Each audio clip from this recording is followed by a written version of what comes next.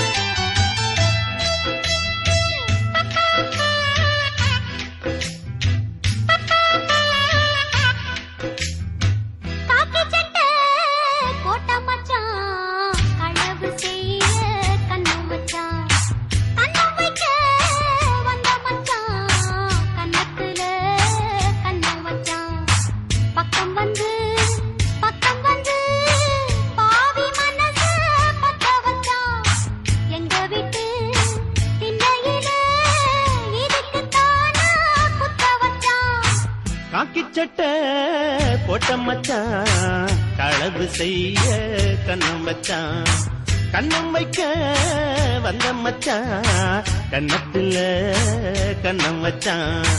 பக்கம் வந்து பாவி மனச பத்த வச்சான். உங்க வீட்டு திண்ணையிலே அதுக்குத்தானே குத்த வச்சான்.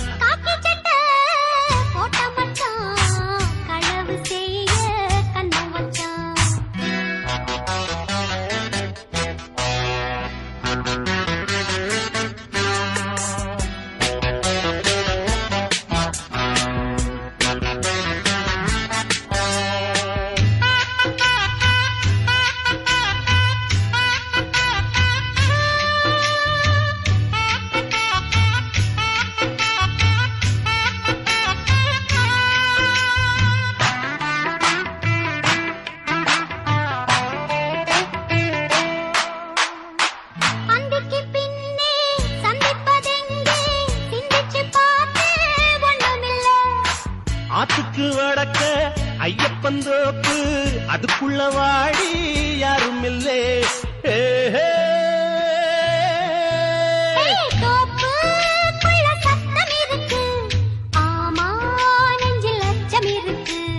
மானே என்ன அச்சம் உனக்கு, மாமன் கிட்ட மச்சம் இருக்கு.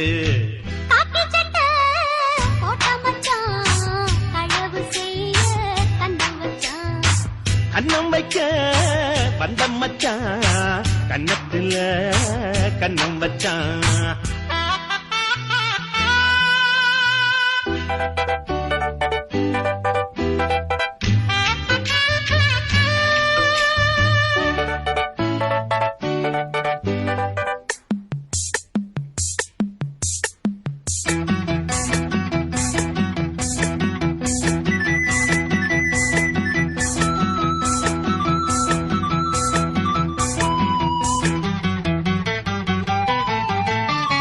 விளக்க அணைச்சா விவரம் என்ன ஒத்திக பார்த்தா தப்பு இல்லை. ஒத்திகை இங்கே உண்மையா போனா கல்யாணம் நடக்கும் நம்ம புள்ள. ஏய் இன்னும் என்ன நம்பவில்லையா, கண்ணாந்தர ஜண்ணம் இல்லையா, தாலி இன்னும் செய்யவில்லையா, சேதி சொல்ல தேதி சொல்லையா. காக்கி சட்டை போட்ட மச்சான் களவு செய்ய கண்ணம் வச்சான். கண்ணம் வைக்க வந்த மச்சான் கண்ணத்துல கண்ணம் வச்சான். பக்கம் வந்து பாவி மனச பத்த வச்சான். எங்க வீட்டு திண்ணையில இதுக்குத்தானா குத்த வச்சான். காக்கி சட்டை போட்ட மச்சான் களவு செய்ய கண்ணம் வச்சான். கண்ணம் வைக்க வந்த மச்சான் கண்ணத்துல கண்ணம் வச்சான்.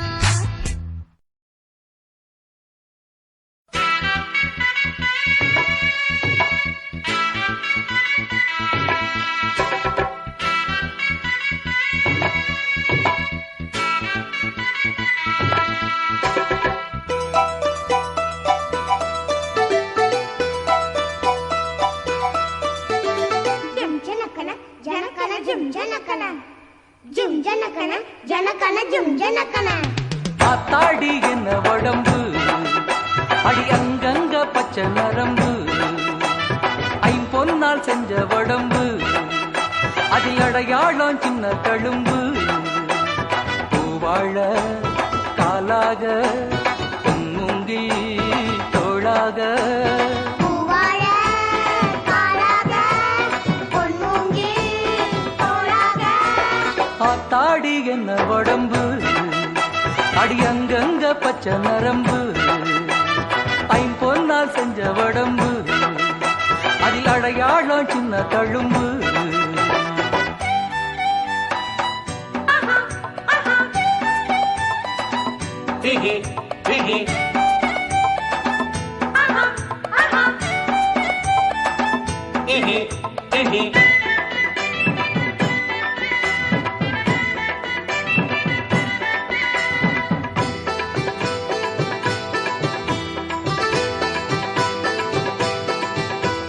நட்சத்திரா நட்சத்திரா நட்டு வச்ச கண்ணு உன் கண்ணு என் கண்ணு, முத்துச்சரா முத்துச்சரா கொட்டி வச்ச பல்லு, யோய் நில்லு பதில் சொல்லு, கோளாறு தங்கம் எல்லாம் உன் கண்ணத்தில் ஒட்டிக்கிச்சா, பாலாறு மொத்தம் வந்து பருவத்தில் கொட்டிக்கிச்சா, இப்போது பாவாட எப்போது மேலாட, இப்போது பாவாட எப்போது மேலாட. ஆத்தாடி என்ன உடம்பு, அடி அங்கங்க பச்சை நரம்பு, ஐம்பொன்னால் செஞ்ச உடம்பு. அன்பு வானொலியின் அன்பு நேயர்களே, நீங்கள் கேட்டு ரசித்துக் கொண்டிருப்பது உங்கள் அன்பு வானொலியின் அன்பு ராகங்கள் நிகழ்ச்சியை தொகுத்து வழங்குவது நான் உங்கள் அன்பு தொகுப்பாளனி கோவை கவி புவனா. இன்று அன்பு வானொலியில் வாங்க பேசலாம் என்னும் தலைப்பில் நமது அன்பு வானொலியில் இன்று திருநெல்வேலி மாவட்டம் முக்கூடல் அருகிலுள்ள மனுஜோதி ஆசிரமத்தில் இன்று நடைபெறுகின்ற 52வது கல்கி ஜெயந்தி விழா கொண்டாட்டம் மற்றும் சிறப்புகள் பற்றி மனுஜோதி ஆசிரம பக்தர்களுடன் நான் உங்கள் அன்பு தொகுப்பாளனி கோவை கவி பூனா நடத்தும் உரையாடல் நிகழ்ச்சியை கேட்டு மகிழ்வோம். தங்களது கருத்துக்களையும் வாழ்த்துக்களையும் பகிருங்கள் அன்பு வானொலியின் அன்பு நேயர்களே. இதோ நம்மோடு இணைப்பில் முதலாவதாக மனுஜோதி ஆசிரமத்தின் தகவல்களை நமக்கு தெரிவிக்க வந்திருக்கும் அன்பு நேயர் சகோதரர் ராசையா சைலன்ஸ் டேவிட் அவர்கள் துபாய் இன்டர்நேஷனல் கவர்மெண்ட் சீனியர் மேனேஜராக பணிபுரிந்தவர். தற்போது கோவை மாவட்டம் காந்திபுரம் பகுதியில் வசிக்கிறார். மனுஜோதி ஆசிரமத்தோடு மிக நெருங்கிய தொடர்புடையவர். வணக்கங்க. வணக்கம்மா. வணக்கம். தங்களை அறிமுகப்படுத்திக்கோங்க அன்பு வானொலியின் அன்பு நேயர்களுக்காக. நேயர்கள் வணக்கம். இந்த ஒரு வாய்ப்புக்காக நன்றி. என் பேர் ராசியா சேலம் டேவிட். நானும் என் குடும்பமாக நாங்க துபாயில 2 வருஷம் நாங்க வாழ்ந்தோம். இப்போ சமீபத்துல இந்தியா வந்திருக்கிறோம். கோயம்புத்தூர் காந்திபுரத்துல இருக்கிறோம். என்னுடைய குடும்பம் பாத்தீங்கன்னா என்னுடைய 2 பெண் குழந்தைகள், ஒரு ஆண் குழந்தை. 2 பெண்களும் அமெரிக்காவும் கனடால இருக்கிறாங்க. பையன் இங்க படிச்சு கொண்டு இருக்கிறான். நானும் என் ஒய்ஃபும் கோயம்புத்தூர்ல இருக்கிறோம். வாழ்த்துக்கள். உங்ககிட்ட நீங்க உங்களுடைய சிறுவயதிலிருந்து மனுஜோதி ஆசிரமத்தோட மிக நெருங்கிய தொடர்புடையவர்களாக இருக்கிறீர்கள். எனவே உங்களுக்கு மனுஜோதி ஆசிரமத்தின் அநேக ஆன்மீக அனுபவங்கள் இருக்கும். பகவான் ஸ்ரீ லஹரி கிருஷ்ணா மனுஜோதி ஆசிரமத்தை எந்த நோக்கத்திற்காக ஆரம்பித்தார், மனுஜோதி ஆசிரமத்தில் எவ்வகையான ஆன்மீக பணிகள் நடைபெறுகின்றன என்பதை அன்பு வானொலியின் நேயர்களோடு பகிர்ந்து கொள்ளுங்களேன். கண்டிப்பாகமா. அதாவது மனுஜோதி ஆசிரமம் சொல்றது வந்து 1963 தொடங்கப்பட்டது. அது ஐயா பகவான் ஸ்ரீ லஹரி கிருஷ்ணா தொடங்கி வைத்தாங்க. அதோடைய மெயின் நோக்கமே பாத்தீங்கன்னா, அதாவது ஜாதி மதம் இன்றி ஒரு ஒரு இடத்துல ஒன்றே குலம் ஒருவனே தேவன்கிற பேர்ல யார் வேணாலும் வந்து கடவுளுடைய ஞானத்தை பெறணும்னா அங்க வந்து தியானமா இருக்கட்டும், ஞானமா இருக்கட்டும், கிடைக்கக்கூடிய இடமாக திகழணும்னு சொல்லிதான் ஐயா வந்து லஹரி கிருஷ்ணா அதை வந்து ஆரம்பிச்சு வச்சாங்க. அதுல வந்து கிறிஸ்டியனோ, ஹிந்துவோ, முஸ்லீம் நாட்டு கிடையாது. யார் வேணாலும் வரலாம். எந்த மதம், யாரும் ஊரு யாரும் கேளுங்க. அதாவது ஒன்றே குலம் ஒருவனே தேவன், அதான் மெயின் அடிப்படையா இது வரைக்கும் மக்கள் வந்துட்டு இருக்கிறாங்க. ஐயா பல ரகசியங்கள், பல சத்தியங்கள் வந்து மக்களுக்காக சொல்லியிருக்கிறாங்க. அதெல்லாம் ரொம்ப எங்களுக்கெல்லாம் ரொம்ப ஆறுதலும் ரொம்ப பயமாக இருக்குதுமா, ரொம்ப பயன்பாட்டு. இதான் மெயின் பாயிண்ட். என்னன்னா, அதாவது அந்த அந்த இடத்துல வர்றவங்க எல்லாம் கடவுளுடைய அருள் பெற்று முக்தி அடைவாங்க. அது மட்டும் இல்ல, இன்னும் ஆழ்மையான ஒரு இந்த சத்தியங்கள் இருக்குது. அது வந்து அங்க வந்த அப்புறம் தான் உங்களுக்கு புரியும். அதாவது இப்ப வந்து நான் சும்மா சொல்லிடலாம், அத நீங்க வந்து அதை உணரணும். அது அந்த போனாதான் இதெல்லாம் வந்து நம்ம போன்ல ஈஸியா சொல்லக்கூடிய விஷயங்கள் கூட அது மக்களுக்கு வந்து போய் சேராது. இப்போ ஒரு நீங்க சொல்ல வர கருத்து என்னன்னா, ஒரு இனிப்பு பதார்த்தம் அப்படிங்கும் போது அதை நம்ம வந்து இந்த மாதிரி இந்த சர்க்கரை இல்ல தேன் கலந்த சுவையோடு நம்ம சொல்லும் போது இருக்கிறத விட அந்த சுவையை உணர்ந்தாதான் தெரியுங்கிற மாதிரி ஆசிரமத்துக்கு நம்ம போய் அங்க இருக்கிற அந்த பகவான் லஹரி கிருஷ்ணாவோட அருளை பரிபூரணமா உணரணும் அப்படின்னு சொல்றீங்க.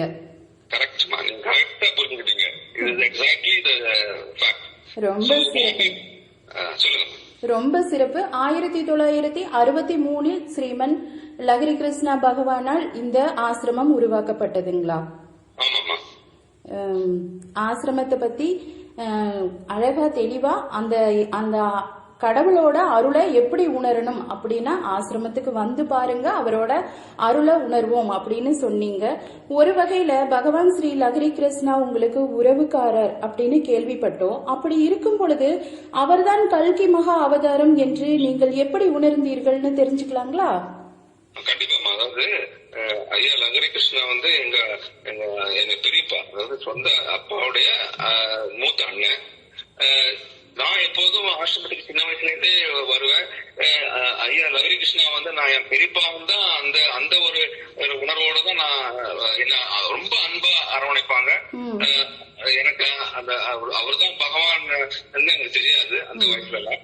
பட் ஒரு குறிப்பிட்ட ஒரு வயசுல பாத்தீங்கன்னா எனக்கு 1995 வந்து எனக்கு வந்து ஒரு தனிப்பட்ட முறையில ஒரு ஆன்மீக ரீதியில எனக்கு ஒரு அனுபவம் கிடைச்சது. அப்ப நான் துபாயில இருக்கிறேன். அப்ப துபாய் இருக்கிறதையும் அந்த லஹரி கிருஷ்ணா நாமத்துல வந்து நான் வந்து உச்சரிக்கத்தையும் எனக்குள்ள ஒரு சக்தி வந்துச்சுமா. அப்ப அதுக்கப்புறம் நான் உடனே அந்த லஹரி கிருஷ்ணா நாமத்துல எவ்வளவு பவர் இருக்குன்ட்டு. சரிங்க.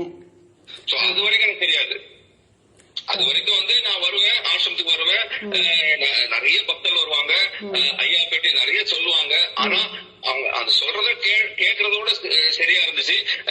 ஏன்னா என்னுடைய அப்பாவுடைய சொந்த அண்ணன், அந்த லஹரி கிருஷ்ணா வந்து பெரியப்பான்ற ஒரு மரியாதை நான் கொடுத்துட்டு இருந்தேன்.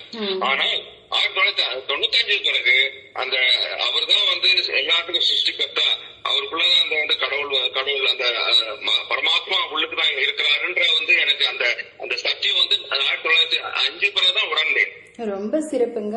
எப்படின்னா இப்போ கடவுள் வந்து ஒவ்வொரு அவதாரமா அவர் வந்துட்டு பூமியில அதர்மம் வரும்போது கடவுள் தன்னை பிறப்பிச்சுக்கிறாங்கிற மாதிரி அந்த கிருஷ்ணனையோ ராமரையோ கூட யாருமே உணர்ந்ததே இல்ல. உணர்ந்திருந்தா ராவணன் கூட சண்டைக்கு போயிருக்க மாட்டாருல்ல, அது மாதிரிதான். ரொம்ப சிறப்புங்க. இப்போ இன்னைக்கு வந்து 52வது கல்கி விழா நடந்துட்டு இருக்குது, கல்கி ஜெயந்தி விழா. உங்களுடைய மனநிலை எப்படி இருக்குன்னு உணர்றீங்க? அதாவது இப்ப வந்து நாங்க அங்க நார்மலா ஒவ்வொரு வருஷமும் அந்த கல்கி ஜெயந்தி விழாக்கு எல்லாரும் கலந்துப்போம். இப்போ சமீபத்துல இந்த கொரோனா தொற்று நோய் வந்த பிறகு எல்லாரும் இந்த மாதிரி தேர்ந்தெடுத்தா மற்றவங்களுக்கு ஆபத்துன்னு சொல்லி அவரோட இடத்துலயே வந்து நம்ம வந்து ஐயாவுடைய சந்நிதியில இருக்கிறோம். எப்போதுமே அவர் நம்ம கூட தான் இருக்கிறாருன்றதுனால நம்மளே ஒரு கோயிலாக எண்ணி அந்தந்த இடத்துல அவரை நம்ம அந்த அந்த கல்வி ஜெயந்தி விழாவை கொண்டாடினாலே நமக்கு அந்த அதோடைய பாக்கியம் கிடைக்குது. நம்ம அங்க வந்து போக முடிஞ்சா கண்டிப்பா போறதுக்கு வாய்ப்பு இருந்தா கண்டிப்பா நான் போயிருப்பேன். பட் இன்னைக்கு இந்த இருக்கிற சூழ்நிலையில நம்ம அங்க போக முடியாத ஒரு காரணத்தினால நம்ம அங்கங்க இடத்துல ஐயாவோட நாமத்தை துதிச்சு அவரை நினைத்து நம்ம மனசுல நினைத்து அவர் கொடுத்த சத்தியத்தை நினைத்து அதுக்கு நம்ம வந்து சந்தோஷப்பட்டு அதை மற்றவங்களுக்கு பகிர்ந்து கொண்டு அதை வந்து ஒரு கொண்டாடினாலே வந்து நமக்கு வந்து பெரிய ஆசீர்வாதம் வந்துடும். ரொம்ப சிறப்புங்க. அன்பு வானொலியை அழைத்தமைக்கு நன்றி. மனுஜோதி ஆசிரமத்தை பத்தியும் பகவான் ஸ்ரீ லஹரி கிருஷ்ணாவை பத்தியும் எங்களுக்கு தெரியக்கூடிய குறிப்புகளை தந்ததற்கு உங்களுக்கு இருகரம் கூப்பிய வணக்கங்கள். ரொம்ப நன்றிமா. இந்த ஒரு வாய்ப்பை கொடுத்த லஹரி கிருஷ்ணாவுக்கும் உங்களுடைய அன்பு ஒலி சேனலுக்கும் நான் நன்றி செலுத்துக்கிறேன். ஓம் நமோ பகவதி ஸ்ரீ கிருஷ்ணா நமக. லஹரி கிருஷ்ணா நமக. நன்றிங்க.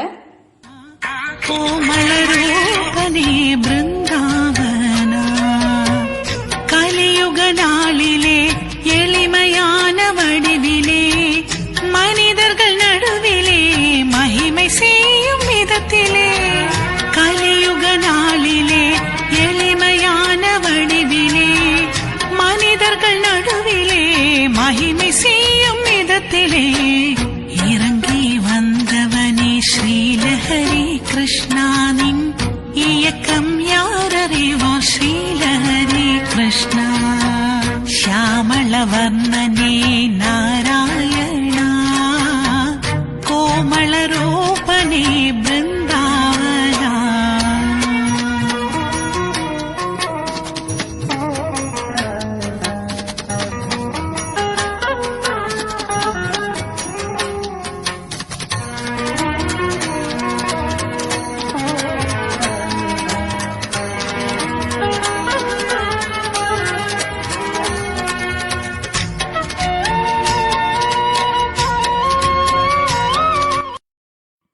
அன்பு வானொலியின் அன்பு நேயர்களே, இன்றைய அன்பு ராகங்கள் வாங்க பேசலாம் என்னும் தலைப்பில் மனுஜோதி ஆசிரமத்தில் கொண்டாடும் திருவிழாவான 52வது கல்கி ஜெயந்தி திருவிழாவை பற்றி நம்மோடு அன்பு வானொலியின் மனுஜோதி ஆசிரமத்தின் பக்தர்களோட கலந்துரையாடல் கேட்டு மகிழுங்கள். தங்களது கருத்துக்களையும் வாழ்த்துக்களையும் பகிருங்கள். அன்பு வானொலியின் அன்பு உள்ளங்களே, இதோ நம்மோடு இணைப்பில் வனிதா ஜெயக்குமாரி அவர்கள் சிறுமுகை பகுதியில் வசிக்கும் ஒரு கல்லூரி பேராசிரியை. அவர்களுடைய அனுபவங்களை கேட்போம். அன்பு நேயர்களே, அன்பு வானொலிக்கு அறிமுகப்படுத்திக்கோங்க தங்களை. நான் வனிதா ஜெயக்குமாரிங்க. காலேஜ் ஆஃப் ஆர்ட்ஸ் அண்ட் சயின்ஸ்ல பணிபுரிகிறேங்க. சிறுமுகையில வசதி படுறவங்க. எனக்கு கூட பிறந்தவங்க ஒரு சகோதரி இருக்காங்க, அனிதா செல்வகுமாரி. அவங்க ஹேண்டிகேப்டுங்க. அவங்க கவர்மெண்ட் டீச்சரா இருக்காங்க திருமொழி புதூர்ல. ஒரு தம்பி இருக்கிறாங்க. அங்க நாங்க மனுஜோதி நாங்க அன்பு வானொலிக்கு எங்களுக்கு ஒரு சான்ஸ் கொடுத்து பகவான் ஸ்ரீ லஹரிகிருஷ்ணா கிட்ட எவ்வாறு தொடர்பு கொண்டிருக்கிறோம் அதை சொல்றதுக்கு நீங்க ஒரு வாய்ப்பு கொடுத்ததுக்கு முதலாவது அன்பு வானொலிக்கு நன்றிங்க. நன்றிங்க. நன்றி. நீங்க பகவான் ஸ்ரீ லஹரி கிருஷ்ணாவை அறிந்து கொண்டதை பற்றியும் மனுஜோதி ஆசிரமத்தோடு எவ்வாறு தொடர்பு உங்களுக்கு ஏற்பட்டது என்பதை பற்றியும் சுருக்கமாக பகிர்ந்துக்கோங்களேன். ஓகேங்க. நாங்க சின்ன பிள்ளைங்களா இருக்கும்போது எங்க அம்மாவுக்கு ஒரு பயம் வந்துச்சுங்க. அவங்களுக்கு ஒரு அந்த ஆவின்னு சொல்லுவாங்க இல்லைங்களா, பேய்ங்கிற மாதிரி அந்த பயத்துல இருந்தாங்க. அப்ப அவங்க கிறிஸ்தவ முறையில சர்ச்சு ஆலயத்துக்கு சென்று கொண்டிருந்தார்கள். பாஸ்டரை கூப்பிட்டாங்க, அவங்க வரல. அந்த நேரத்துல மருஜோதி ஆசிரமத்துல உள்ள ஊழியக்காரங்க, பகவான் ஸ்ரீ ஹரிகிருஷ்ணாவுடைய ஊழியக்காரங்க வந்து அவங்களே பிரேயர் பண்ணும்போது அது என்னங்கறத உணர்ந்து அவங்களே வந்து கேட்டாங்க எங்க அம்மா கிட்ட. எங்க அம்மா அத சொன்னாங்க, இந்த மாதிரி ஒரு சின்ன ஆவி பிடிச்சிருக்குதுன்ட்டு. அதுக்கு அத அவங்க பகவான் ஸ்ரீ ஹரிகிருஷ்ணா நாமத்துல எடுத்து போட்டாங்க. அதுல இருந்து பகவான் ஸ்ரீ ஹரிகிருஷ்ணாவை அம்மா கும்பிட்டாங்க. அம்மா கும்பிடுறதுனால சின்னதுல இருந்து நாங்களும் கும்பிட அவரை வணங்கணும். ஆனா நாங்க எப்போ 9வது படிக்கும் போது அந்த கடவுளுடைய அந்த டச்சுன்னு சொல்லுவாங்க இல்லைங்களா, ஆன்மீக டச், அத அவருடைய வார்த்தையை வாசிக்கும் போது, வேதங்களை வாசிக்கும் போது எங்களுக்கு இருந்துச்சு. அதுல இருந்தே பரிபூர்ணமா ஸ்ரீ பகவான் ஹரிகிருஷ்ணாவை உணர்ந்து நாங்க இன்றைய தினம் வரைக்கும் வணங்கி கொண்டு வந்து கொண்டிருக்கிறோம். ரொம்ப சிறப்பு, ரொம்ப சிறப்பு. அவரோட அந்த உணர்வு, அந்த அது உங்களுக்கு ஏற்பட்டது, அந்த கடவுள் அப்படிங்கக்கூடிய அந்த உணர்தல் உங்களுக்கு புரிதல் தெரிந்ததுன்னு சொல்றீங்க. ரொம்ப சிறப்புங்க. பகவான் லஹரி கிருஷ்ணாவை நீங்கள் எந்தெந்த நேரங்களில் பிரார்த்தனை பண்ணுகிறீர்கள்?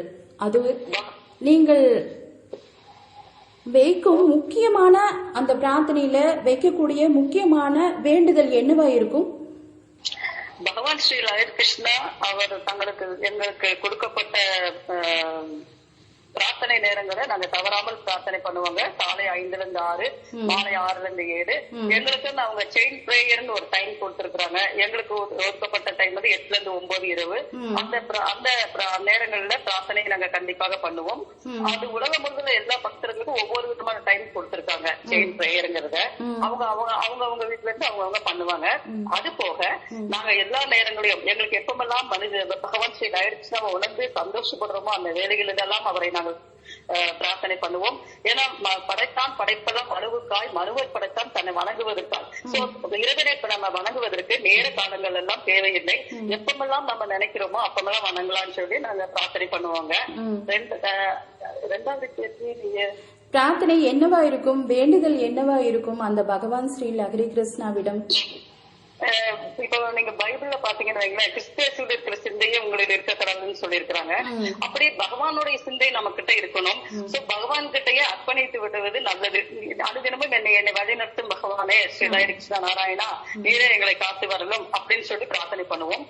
அது மட்டும் இல்லாம எங்க சித்தம் நடக்கிறத விட அவருடைய சித்தமானது எங்க வாழ்க்கையில நடக்கணுங்கிறத கேட்போம். உலகம் முழுவதும் இருக்கிற பகவான் ஸ்ரீ ஹரிகிருஷ்ணாவுடைய பக்தர்கள் சுகமாகவும் பலத்தோடமும் இருக்கணும்னு நினைப்போம். மரணமெல்லாம் பெருவாழ்வு அவரு கொடுக்கணுங்கிறத நாங்க பிரார்த்தனையில வைப்போங்க.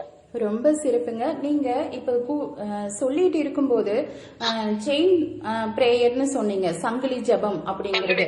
அப்ப அது என்னன்னு தெரிஞ்சுக்கலாங்களா? சங்கிலி ஜபங்கிறது பகவான் ஸ்ரீ ஹரிகிருஷ்ணா முக்கியமா எங்களுக்கு கொடுத்திருக்காங்க அவரோட பக்தர்களுக்கு. அந்த சங்கிலி ஜபமானது எங்களை பாதுகாக்கிற ஒரு ஜபமாக இருக்கிறதுங்க. பிரார்த்தனை நேரமா இருக்குது. அந்த பிரார்த்தனை நேரத்துல நாங்க பிரார்த்தனையை தவறாமல் பண்ணணும். அப்படி பண்ணிட்டே நாங்க வரும்போது அவரு கொடுத்த வாக்கு ப்ராமிஸ் மரணமில்லா பெருவாழ்வு அதுக்கு உதவும். அதை நம்ம பெற்றுக்கொள்ளலாம். 2வது, இந்த பிரேயர் பண்ணும்போது, அந்த செயின் பிரேயருங்கிறத பண்ணும்போது அந்தந்த நாளுக்குரிய பாதுகாப்பு நமக்கு பகவான் ஸ்ரீ ஹரிகிருஷ்ணா கொடுக்கிறார். நமக்கு எந்த ஒரு நோயும் வராது, வந்தாலும் நம்மளை ஒண்ணு சேதப்படுத்தாது. வேற ஏதாவது கஷ்டங்கள் வந்தாலும் நம்ம அந்த கஷ்டங்களை ஃபேஸ் பண்ணக்கூடிய தைரியத்தையும் ஞானத்தையும் பகவான் ஸ்ரீ ஹரிகிருஷ்ணா நமக்கு கொடுப்பார். ரொம்ப சிறப்பா அழகா சொன்னீங்க. வாழ்த்துக்கள் சகோதரி. அதே மாதிரி உங்ககிட்ட மற்றும் ஒரு கேள்வி, பகவான் லஹரி கிருஷ்ணா உங்களுக்கு ஏதேனும் வாக்கு அளித்திருக்கிறாரா? அதை பற்றி உங்களுடைய அனுபவங்கள் என்னவா இருக்கும் சொல்லுங்களேன். அவர் கல்கி மகாவதாரமா வரும்பொழுதே மக்களுக்கு அவர் கொடுத்த வாக்கு என்னவென்றால், நீங்க என்ன 100% பின்பற்றும் போது நான் கொடுக்கிற கட்டளைகளையும் கற்பனைகளையும் கை கொண்டு என்னை பின்பற்றும் போது மரணமில்லா பெருவாழ்வு நான் தருவேன்னு சொல்லியிருக்கிறாருங்க. அதுதான் முக்கியமானது. அது போக வேதங்கள்ல கூறப்பட்ட அனைத்து ப்ராமிஸும், அதாவது வேதங்களை கடவுள் சொன்ன அனைத்தும் நமக்கு உரியவைகள். ஏன்னா இந்த எல்லா யுகத்திலையும் கடவுள் வந்து ஒவ்வொரு பாகமா வந்திருக்கிறாருங்க அவதாரமா. ஆனா இந்த கல்கி மகாவதாரம்ங்கிறது தன்னுடைய சொந்த சரீரத்துல முழுசா அவரு கடவுள் தன்னுடைய சொந்த சரீரத்தை எடுத்து வந்திருக்கிறாரு. இதுல என்னன்னா இவர் நமக்கு கொடுக்கிற வாக்கு ப்ராமிஸ் வந்து சரணமெல்லாம் பெறுவாங்க. அதே போல வேதங்கள் கொடுக்கப்பட்ட ஒவ்வொரு வாதம் போராட்டம் இல்ல பகவத்கீதை எடுத்துட்டீங்கன்னா ஒரு கூட்ட மக்களை சிரஞ்சீவியா நான் எடுத்துட்டு போவேன் அவர் ப்ராமிஸ் பண்ணிருக்கிறாரு. அந்த மாதிரி ஒவ்வொரு வேதங்கள்லயும் கொடுக்கப்பட்ட வாக்கு தத்தங்கள், அதாவது கடவுளால் பேசப்பட்டு மக்களுக்கு கொடுக்கப்பட்டது எல்லாமே இவரோட நாமத்துல நம்ம கேட்டுக்கலாங்க. அந்த ஒன்றே குலம் ஒருவனே தேவன் அப்படிங்கிற அந்த கொள்கையின்படி ஒரு ஆகமங்கள், வேத ஆகமமா இருக்கட்டும், பகவத்கீதையா இருக்கட்டும், குரானா இருக்கட்டும், அதில் இருக்கிற வாக்கு தத்தங்களும் அந்த ஸ்ரீமன் லகரி கிருஷ்ணாவோட வாக்கு தத்தங்களையும் நம்ம கேட்கும் போது இவரோட நாமத்துல அது நம்மளுக்கு திருவருளா கிடைக்குது அப்படின்னு சொல்றீங்க. ஆமாங்க, கண்டிப்பா. ரொம்ப சிறப்புங்க. அன்பு வானொலியை அழைத்தமைக்கு நன்றிங்க.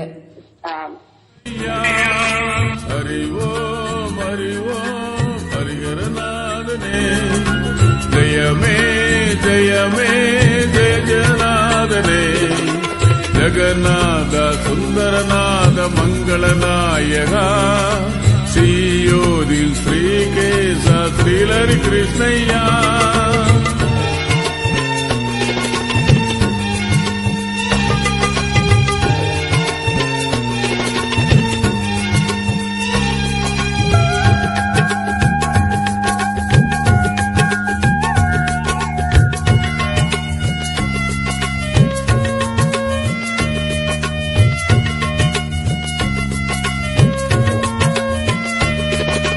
சிசுபாலனின் சம்ஹாரத்தில் பொறுமையை காட்டிய மதுசூதனா, மாபலியிடம் ஒன்று அடிமன் கேட்டு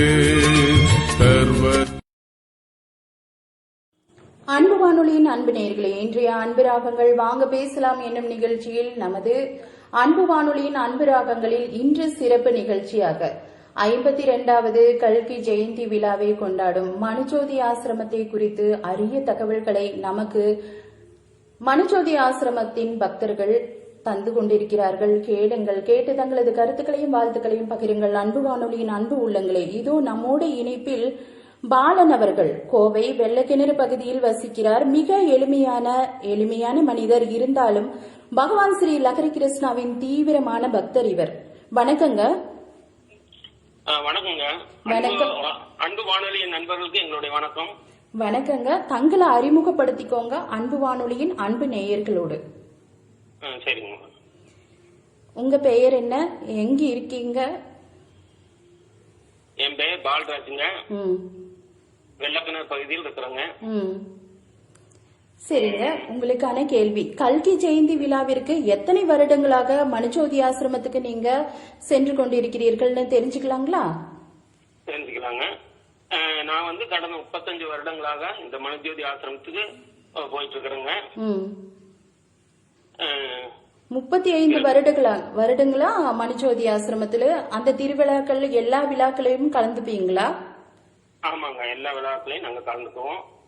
மனுஜோதி ஆசிரமத்துல நடைபெறும் கல்கி ஜெயந்தி விழாவில் என்னென்ன சிறப்புகள் இருக்கும், அங்க எப்படி நிகழ்ச்சிகள் நடக்கும், அத பத்தி கொஞ்சம் சொல்ல முடியுங்களா? சொல்றேங்க. மனுஜோதி ஆசிரமத்தில் கல்கி ஜெயந்தின் போது ஒன்றே குலம் ஒருவனே தேவன் என்ற நிகழ்ச்சியில் பல ஆன்மீக தலைவர்கள் தங்களுடைய ஆன்மீக சொற்பொழிவுகளை பற்றி பேசுவார்கள். அன்று சிறுவர்களுடைய கலை நிகழ்ச்சிகள் நன்றாக நடைபெறும். சிறுவர்கள் அனைவரும் வேதங்களில் உள்ள வசனங்களை மனப்பாடமாக சொல்லுவார்கள். இன்னும் அநேக நிகழ்ச்சிகள் நடைபெறும், மிகவும் சிறப்பாக இருக்கும். மே மாதத்தில் பள்ளி மாணவ மாணவிகள் கோடைகால விடுமுறையில் யோகா மற்றும் ஆன்மீக பயிற்சிகள் நடைபெறுங்க. இன்னும் பல நிகழ்ச்சிகள் நடைபெறுங்க. ரொம்ப அற்புதமா இருக்குங்க. சரிங்க. அப்போ ஒரு சிறுவர்களோட கலை நிகழ்ச்சிகள் எல்லாம் இந்த கல்கி மகா ஜெயந்தி விழால நடக்கும். அதே மாதிரி ஆன்மீக சொற்பொழிவெல்லாம் தருவாங்களா? ஆமாங்க, அதுல எல்லா ஆன்மீக தலைவர்களும் எல்லாமே பேசுவாங்க. பகவத்கீதை, குரான், பைபிள், இன்னும் உலகத்துல எல்லா வேதங்கள் படி பேசுவாங்க. அதெல்லாம் மக்களுக்கு ஒரு நல்ல ஆசீர்வாதமா இருக்குங்க, பலனுள்ளதா இருக்குங்க. ரொம்ப சிறப்புங்க. கல்கி ஜெயந்தி விழால சிறுவர்களோட கலை நிகழ்ச்சிகள் மற்றும் ஆன்மீக சொற்பொழிவுகள் அதுபோல ரொம்ப சிறப்பான அனுபவம் தரக்கூடிய நிகழ்வுகள் நடக்கும் அப்படின்னு சொல்லியிருக்கீங்க. மனுஜோதி ஆசிரமத்தின் சிறப்புகளாக நீங்க என்ன கருதுறதா நினைக்கிறீங்க? உங்க மனசுல மனுஜோதி ஆசிரமத்தின் சிறப்பு அப்படின்னு நீங்க எதை நினைக்கிறீங்க? மனுஜோதி ஆசிரமத்துங்க எல்லா வேதங்களும் சொல்லப்பட்ட கல்கி அவதாரம் தாமிரபரணி ஆற்றங்கரையில பக்கத்துல ஸ்ரீமன் நாராயண லககிருஷ்ணா அவதரிப்பார் என்று எல்லா வேதங்களும் சொல்லப்பட்டுள்ளதுங்க. அது இப்பொழுது நிறைவேறியும் உள்ளது. பல சித்தர்கள் தீர்க்கதரிசிகள் சொன்ன வாக்குகள் எல்லாம் ஸ்ரீமன் நாராயண லககிருஷ்ணனுடைய வாக்குகள் நிறைவேறியுள்ளதுங்க. அது இனி எல்லா வேதங்களும் சொல்லப்பட்டிருக்குங்க. மனுஜோதி ஆசிரமம் அந்த தாமிரபரணி ஆற்றங்கரையில் அந்த முக்கூடலில் 3 ஆறுகள் சங்கமிக்கும் அந்த இடத்துல அந்த நாராயணர் தன்னை அவதாரமா காட்டுவார் அப்படிங்கறத நீங்க அங்க சிறப்பு அம்சமா சொல்றீங்க. ரொம்ப சிறப்புங்க. அருமையான தகவலை எங்களுக்கு சொல்லியிருக்கீங்க மனுஜோதி ஆசிரமத்தை பற்றி. அன்பு வானொலியை அழைத்தமைக்கு நன்றிங்க. நன்றிங்க.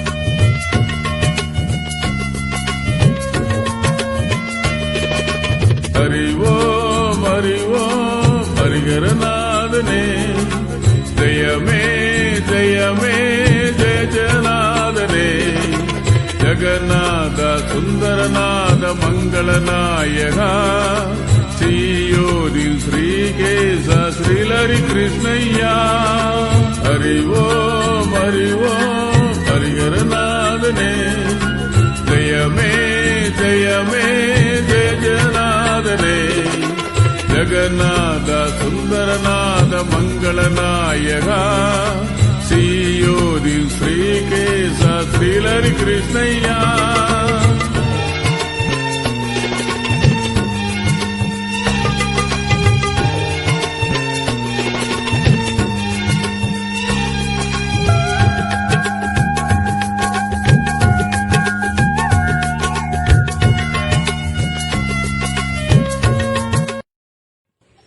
அன்பு வானொலியின் அன்பு நேயர்களை நீங்கள் கேட்டு ரசித்துக் கொண்டிருப்பது உங்கள் அன்பு வானொலியின் அன்பு ராகங்கள் நிகழ்ச்சியை தொகுத்து வழங்குவது நான் உங்கள் அன்பு தொகுப்பாளனி கோவிக்கவி பூனா.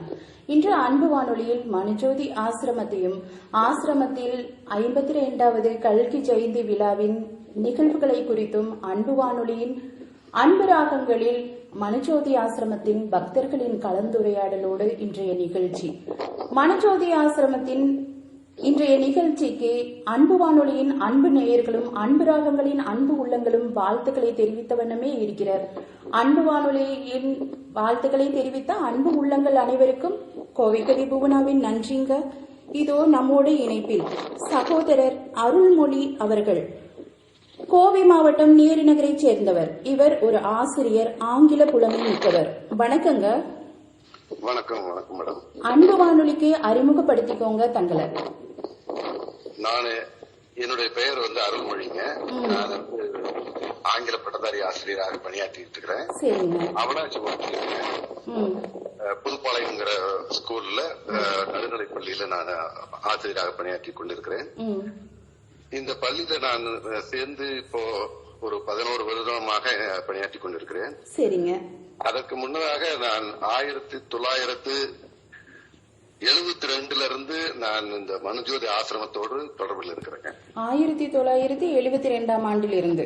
ஆமாங்க. ஆமா. சரிங்க. இப்போ தங்களுக்கு மனுஜோதி ஆசிரமத்தில் தங்கி இருந்த அனுபவம் உண்டா? அதை பற்றி கொஞ்சம் சொல்ல முடியுங்களா? கண்டிப்பாங்க. நான் கண்டிப்பா சொல்றேங்க. நானு 1972 நான் அங்க மனுஜோதி ஆசிரமத்துல நான் போயிருந்த பொழுதுங்க, நான் எனக்கு அப்பொழுது 4 வயசு அல்லது 5 வயசு தான் இருக்கும்னு நினைக்கிறேங்க. அந்த சமயத்துல என்னுடைய தாயார் என்னுடைய அக்கா மற்றும் அண்ணனோடு நான் அங்க போயிருந்தேங்க. சரிங்க. அங்க தங்கி இருந்த கிராமம் வந்து ஒரு கிட்டத்தட்ட ஒரு 5 வருடம் நாங்க அங்க தங்கி இருந்திருப்போம். ஆசிரமத்திலங்க, மணிஜோதி ஆசிரமத்துல. ஆமாங்க. அப்போ வந்து ஆசிரமத்துல வந்து நம்ம ஸ்ரீ லஹரி கிருஷ்ணா வந்து 3 பாளையமாக வந்து அந்த ஆசிரமத்துல தங்கிக்கூடிய மக்களுக்கு இடங்கள் ஏற்படுத்தியிருந்தார். மனுஜோதி ஆசிரமம், காந்தி நகர், அடுத்து தூத்துக்குடி, இந்த 3 இடங்கள்லயும் பக்தர்கள் தங்கியிருப்பதற்கு ஏற்பாடு பண்ணிருந்தாங்க. அதுல நான் ஆசிரமத்திலயும் தங்கி இருக்கிறேன், தூத்துக்குடியிலயும் தங்கி இருக்கிறேன், ஒரு சில சமயத்துல காந்தி நகர்லயும் தங்கி இருந்திருக்கேன். சரிங்க. இப்ப அங்க தங்கி இருக்கீங்க, அங்க இருக்கக்கூடிய அந்த பிரார்த்தனைகள் எல்லாம் எப்படி இருக்கும்? நீங்க அத விளக்கமா கொஞ்சம் சொல்ல முடியுங்களா? கண்டிப்பா சொல்றேங்க. நான் வந்து சிறு வயதுல இருந்தே நான் வந்து இந்த பக்தியில வந்து ரொம்ப வளர்க்கப்பட்டிருக்கிறேங்க. நான் சிறு வயதா இருக்கும்போது என்னுடைய அன்னையார் வந்து பக்தியில என்னை வந்து அழைச்சிட்டு போவாங்க. தினமும் வந்து காலை மாலை 2 வேளைகள்லயும் வந்து தியானம் செய்யறது உண்டு. அந்த மாதிரி பழக்கம் நாங்க வந்து எங்க ஊர்ல இருக்கும் போதே நான் அங்க பழகி இருந்தேன். ஆனா நான் மனுஜோதி ஆசிரமத்துக்கு போன ஒரு பாடு அதே மாதிரியான அங்க செயல்பாடுகள் வந்து அந்த தியான நிலையத்துல இருந்தது. அதாவது 24 மணி நேரமும் அங்க வந்து பக்தர்கள் வந்து ஒன்று கூடி என்ன பண்ணுவாங்கன்னா பஜனை பண்ணிட்டே இருப்பாங்க. 24 மணி நேரமும். 24 மணி நேரமும். இப்போ உங்களுக்கு முன்னாடி ஒரு சகோதரி அவங்க தோழி சொன்னாங்க சங்கிலி ஜபம் அப்படின்னு. அது மாதிரி அந்த சங்கிலி மாதிரி அந்த 24 மணி நேரம் அங்க தொடர்ந்து பஜனைகள் நடந்து கொண்டே இருக்கும். ஆமா, நடந்து கொண்டே இருக்கும். சரிங்க. ரொம்ப சிறப்பான ஒரு செய்தி இல்லைங்களா? இப்போ ஒரு கோவில் அப்படின்னு எடுத்துட்டாலோ, ஒரு மசூதி இல்ல தேவாலயம் எது எடுத்துட்டாலும் ஒரு குறிப்பிட்ட அந்த கால நேரத்துல பூஜைகள் நடக்கும். ஆனா மனுஜோதி ஆசிரமத்துல 24 மணி நேரமும் அங்க பஜனைகள் நடக்கும் அப்படிங்கறதே ஒரு சிறப்பான தகவல். ரொம்ப நன்றிங்க. சொல்லுங்க. நன்றிங்க. அதுல வந்து அந்த 24 மணி நேரம் நடக்கக்கூடிய அந்த பஜனை வந்து எதற்காக நடத்தப்படுகிறது என்றால் அகில உலகமெங்கிலும் இருக்கக்கூடிய அந்த பக்தர்கள் இந்த அழியக்கூடிய இந்த கலியுகத்துல அழிவிலிருந்து தங்களுடைய ஆத்மாக்களை பாதுகாத்துக் கொள்ளும்படியாக இறைவன் நமக்கு அளித்திருக்கக்கூடிய ஒரு அருமையான ஒரு வரப்பிரசாதம் தான் இந்த சங்கிலி துதி. இந்த சங்கிலி துதி வந்து ஒவ்வொரு ஊருக்கும் 1 மணி நேரமாக ஒதுக்கப்பட்டிருக்கிறது. அந்த மாதிரி அகில உலகம் எங்கிலும் இருக்கக்கூடிய எல்லா இடங்கள்லயும் இருக்கக்கூடிய மக்கள், இந்த பக்தர்கள் இருக்கிறாங்க இல்லைங்களா, அவங்களுக்கு ஒதுக்கப்பட்ட அந்த 1 மணி நேரத்தை அந்த மாதிரி சங்கிலி தோத்திரங்கள் அல்லது சங்கிலி பிரார்த்தனை, ஆமா, அந்த பிரார்த்தனையில அவங்க கலந்துக்கிறாங்க. ஆனா ஆசிரமத்துல நீங்க பாத்தீங்கன்னா 24 மணி நேரமும் குடும்பமா அங்க இருக்கக்கூடிய 100 குடும்பம் இருக்குதுன்னு சொன்னா அதுல ஒவ்வொரு மணி நேரத்துக்கும் 2 குடும்பம், 3 குடும்பம், 4 குடும்பம் அப்படின்னு சொல்லி பிரிச்சிருப்பாங்க. அப்ப வந்து 24 மணி நேரம் பஜனை நடந்துகிட்டே இருக்கும். இது இல்லாம நாங்க வந்து இரவு நேர பிரார்த்தனை பாத்தீங்கன்னா இரவு 9 இருந்து விடியற்காலை 6 மணி வரைக்குமே பிரார்த்தனை நடக்கும். அதுலலாம் நாங்க சிறு பிள்ளைகள்ல இருந்து பெண்கள் தனியாகவும் ஆண்கள் தனியாகவும், சிறு குழந்தைகள்லாம் தாயாரோட பெற்றோர்களோட இருப்பாங்க. அந்த மாதிரி நானா சிறு வயதா இருக்கும்போது என்னுடைய தாயாரோட நான் என்ன பண்ணுவோம்னா கிட்டத்தட்ட 11 மணி வரைக்கும் நான் விழித்திருந்து அவர்கள் வந்து வளம் வந்து அதாவது தூக்கம் வருவதிலிருந்து தங்களை பாதுகாத்துக் கொள்ளணும்னு நடந்து கொண்டே பஜனை பண்ணுவாங்க. அந்த மாதிரி நடந்து கொண்டே பஜனை பண்ணும்போது அந்த பெரியவர்களோடு சேர்ந்து நானும் நடந்துகிட்டே 11 மணி வரைக்கும், இரவு 11 மணி வரைக்கும் நான் வந்து பிரார்த்தனையில கலந்துகிட்டு அதுக்கு மேல தூக்கம் வந்து போட அங்கேயே ஒரு பகுதியில நானே படுத்துருவேன். ஆனா அவங்க பெரியவங்களாம் விடிய பண்ணிட்டே தருப்பாங்க. அந்த மாதிரி பண்றது வந்து அங்க பண்ணக்கூடிய ஆத்துமாக்களுக்கும் அதே நேரத்துல உலகமெங்கிலும் வியாபித்திருக்கக்கூடிய எல்லா பக்தர்களுக்கும் நல்வினை கிடைக்க வேண்டும் என்பதற்காகத்தான் இந்த சங்கிலி ஸ்தோத்திரங்கள். ரொம்ப சிறப்பான ஒரு தகவலை சொல்லியிருக்கீங்க. இப்ப வந்துட்டு ஒரு இந்த கலியுக காலத்துல வந்து ஒரு இடைவிடாத ஒரு பிரார்த்தனை, அதுவும் ஒரு சிறு குழந்தையா இருந்தாலும் கூட அதை வச்சுட்டு கூட ஒரு தாய் அந்த பிரார்த்தனைய முழுமையா நிறைவேற்றுறது. ஒரு இரவு நேரங்கள் அந்த 11 மணிக்கும் கூட நீங்க சொல்லும் போது தூக்கம் வரணும், தூக்கத்தை வந்து தவிர்க்கணும் அப்படிங்கிறதுக்காக அந்த ஆசிரமத்தை சுத்தி வலம் வந்து அந்த பிரார்த்தனையை பண்றக்கூடிய அந்த ஒரு என்ன சொல்றது மெய் சிலுத்து போகுது. அது ஒரு மகிமையான ஒரு இதா இருக்கும் இல்ல, எவ்வளவு ஒரு சிறப்பான ஒரு தகவல், ரொம்ப இதா சொல்லியிருக்கீங்க. அதுவும் எப்படி ஆத்மாக்களுக்காக, அந்த ஒரு ஆத்மாக்கள் ஒரு நல்ல ஒரு ஆரோக்கியத்தோடு வாழ்றதுக்காகவும். இப்ப இந்த கொரோனா போன்ற பேரிடர் காலத்துல இருந்து இப்ப இந்த ஒரு பிரார்த்தனை நம்மள வந்து ஒரு வாழ வைக்கும் அப்படிங்கறதே ஒரு நம்பிக்கையா இருக்கும் பாருங்க. ஆமா, கண்டிப்பாங்க. ரொம்ப சிறப்புங்க, அரிய தகவலை சொல்லியிருக்கீங்க, மகிழ்ச்சி. சரிங்க. பகவான் லஹரி கிருஷ்ணா செய்யப்பட்ட அற்புத அடையாளங்கள், அவருடைய மகிமைகளை பற்றி உங்கள் அனுபவம் என்னங்க? அதாவது நான் சிறு வயதா இருக்கும் பொழுதே பாத்தீங்கன்னா ஞாயிறு தோறும் என்ன பண்ணுவாங்கன்னா மீன் அப்பெல்லாம் வந்து அசைவம் எல்லாம் வந்து வழங்குவாங்க அந்த மனுஜோதி ஆசிரமத்துல. அதுல மீன் எல்லாம் உயிரோட துள்ளி குதிக்குங்க. பெரிய பெரிய மீன்கள் எல்லாம் கொண்டு வந்து அங்கேயே வந்து கொடுப்பாங்க, கட் பண்ணி கொடுத்து சமையல் பண்ணி எல்லாத்துக்கும் பொது உணவு தான். யாருக்கும் வந்து தனியா குடும்பமா வந்து சமைக்கிறதுக்கு எல்லாம் வந்து அங்க அனுமதி கிடையாது. அது மாதிரியான ஒரு பிரிவினையும் அங்க கிடையாது. அங்க ஒரே சமையல் தான். அது அத்தனை பேர்த்துக்கும் அங்க தங்கியிருக்கூடிய, நாங்கெல்லாம் தங்கி இருக்கும் போது கிட்டத்தட்ட 300 வெள்ளைக்காரர்கள் அந்நிய வெளிநாட்டுக்காரவங்க இருந்தாங்க. அது இல்லாம நாங்களே கிட்டத்தட்ட ஒரு, அதான் நான் சொன்னேன்ல, தூத்துக்குடி, காந்தி நகர் ஆசிரமம் சொல்லி மனுஜோதி ஆசிரமம், இந்த 3 இடங்கள்லயுமே கிட்டத்தட்ட நாங்க இருந்தது. ஒவ்வொரு குடும்பம் பாத்தீங்கன்னா 4-5 பேர் குடும்பமா பாத்தீங்கன்னா எத்தனை கிட்டத்தட்ட ஒரு 100 குடும்பங்கள் இருக்கும் ஒவ்வொரு இடங்கள்லயும். அப்படி இருக்கும். அப்ப நாங்க தங்கி இருக்கும் போது அந்த சாப்பாடு பகிர்ந்து அந்த சப்ளை பண்ணுவாங்க பாத்தீங்களா, அந்த மாதிரி எல்லாத்துக்கும் சமபந்தியா வந்து உட்கார வச்சு நாங்க கொடுக்கும் போதுங்க, அந்த சாப்பாட்டை வந்து பங்கு போடுறதுக்கு முன்னதாக அவங்க வந்து ஒரு பிரார்த்தனை பண்ணுவாரு. சகோதரர் ஸ்ரீ லஹரி கிருஷ்ணா வந்து பிரார்த்தனை பண்ணிட்டு அந்த உணவை பங்கி கொடுப்பாங்க. அப்படி பங்கி கொடுக்கும் போது அந்த யாராருக்கு எவ்வளவு வேணுமோ அதை அத்தனையும் அவங்களுக்கு கொடுப்பாங்க. ஆனாலும் கூட அதாவது திரும்ப அந்த சமைக்கிறது கிடையாதுங்க. அங்க வரக்கூடிய அத்தனை பேருக்கும் அவங்க எவ்வளவு சமைச்சிருந்தாங்களோ அது வந்து பற்றாக்குறையே ஏற்பட்டதே கிடையாது. அல்ல குறையாத அமுத சுரபி மாதிரி அந்த உணவுகள் வந்து இருக்குங்க. நீங்க வேதாகமத்துல நீங்க படிச்சீங்கன்னா, கிறிஸ்துவ வேதாகமத்துல படித்தீங்கன்னா வந்து திராட்சை ரசம் வந்து கல்யாண வீட்டுல வந்துட்டு அது மறுபடியும் தீந்துருச்சு அப்படின்னு அது தண்ணியை கலந்து கொடுக்கும் போது கூட அது இல்ல அத நான் சொல்லவே வரலைங்க. அதாவது 2 மீன்கள் 5 அப்பம் அந்த மாதிரி அதை வச்சு 5000 பேர்களுக்கு 6000 பேர்களுக்கு உணவு கொடுத்தார்கள் சொல்லி அந்த பசியாருனாங்கன்னு சொல்லுவாங்க. கொஞ்சம் ஒரு சில அப்பங்களை வச்சு அந்த மாதிரி அத்தனை பேருக்கு வந்து பங்கிட்ட பிற்பாடும் வந்து பல கூடைகள் வந்து எடுத்தாங்க, நிறைச்சு எடுத்துட்டு போனாங்கன்னு சொல்லி வரும். இப்ப மனுஜோதி ஆசிரமம் ஒரே தளமா தானே இருக்குங்க? ஆமாங்க. அந்த மாதிரி இடத்துலதான் அந்த மாதிரி ஸ்ரீ லஹரி கிருஷ்ணா வந்து இருக்கும் பொழுது பங்கிடும் போது யாருக்குமே குறைவு ஏற்பட்டது கிடையாது, மிச்சம் தான் இருக்கும். ரொம்ப சிறப்பு, அருமையான அரிய தகவல்களை தந்திருக்கீங்க. அன்பு வானொலி அழைத்தமைக்கு நன்றிங்க. நன்றிங்க.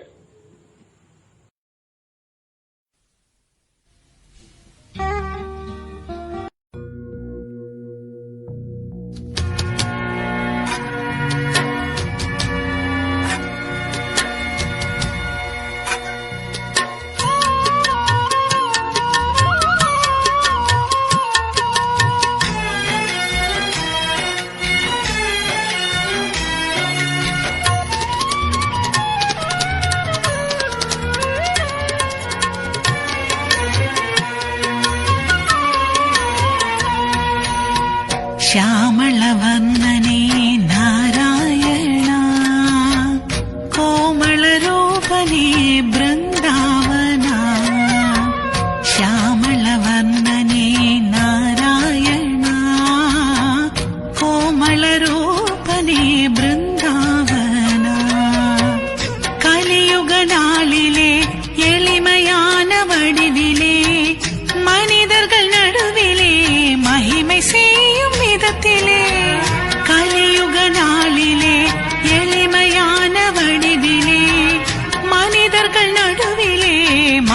செய்யும் விதத்திலே இறங்கி வந்தவனே ஸ்ரீலஹரி கிருஷ்ணானின் இயக்கம் யாரறிவார் ஸ்ரீலஹரி கிருஷ்ணா ஷியாமள வர்ணனே நாராயணா கோமள ரூபனே பிருந்தாவனா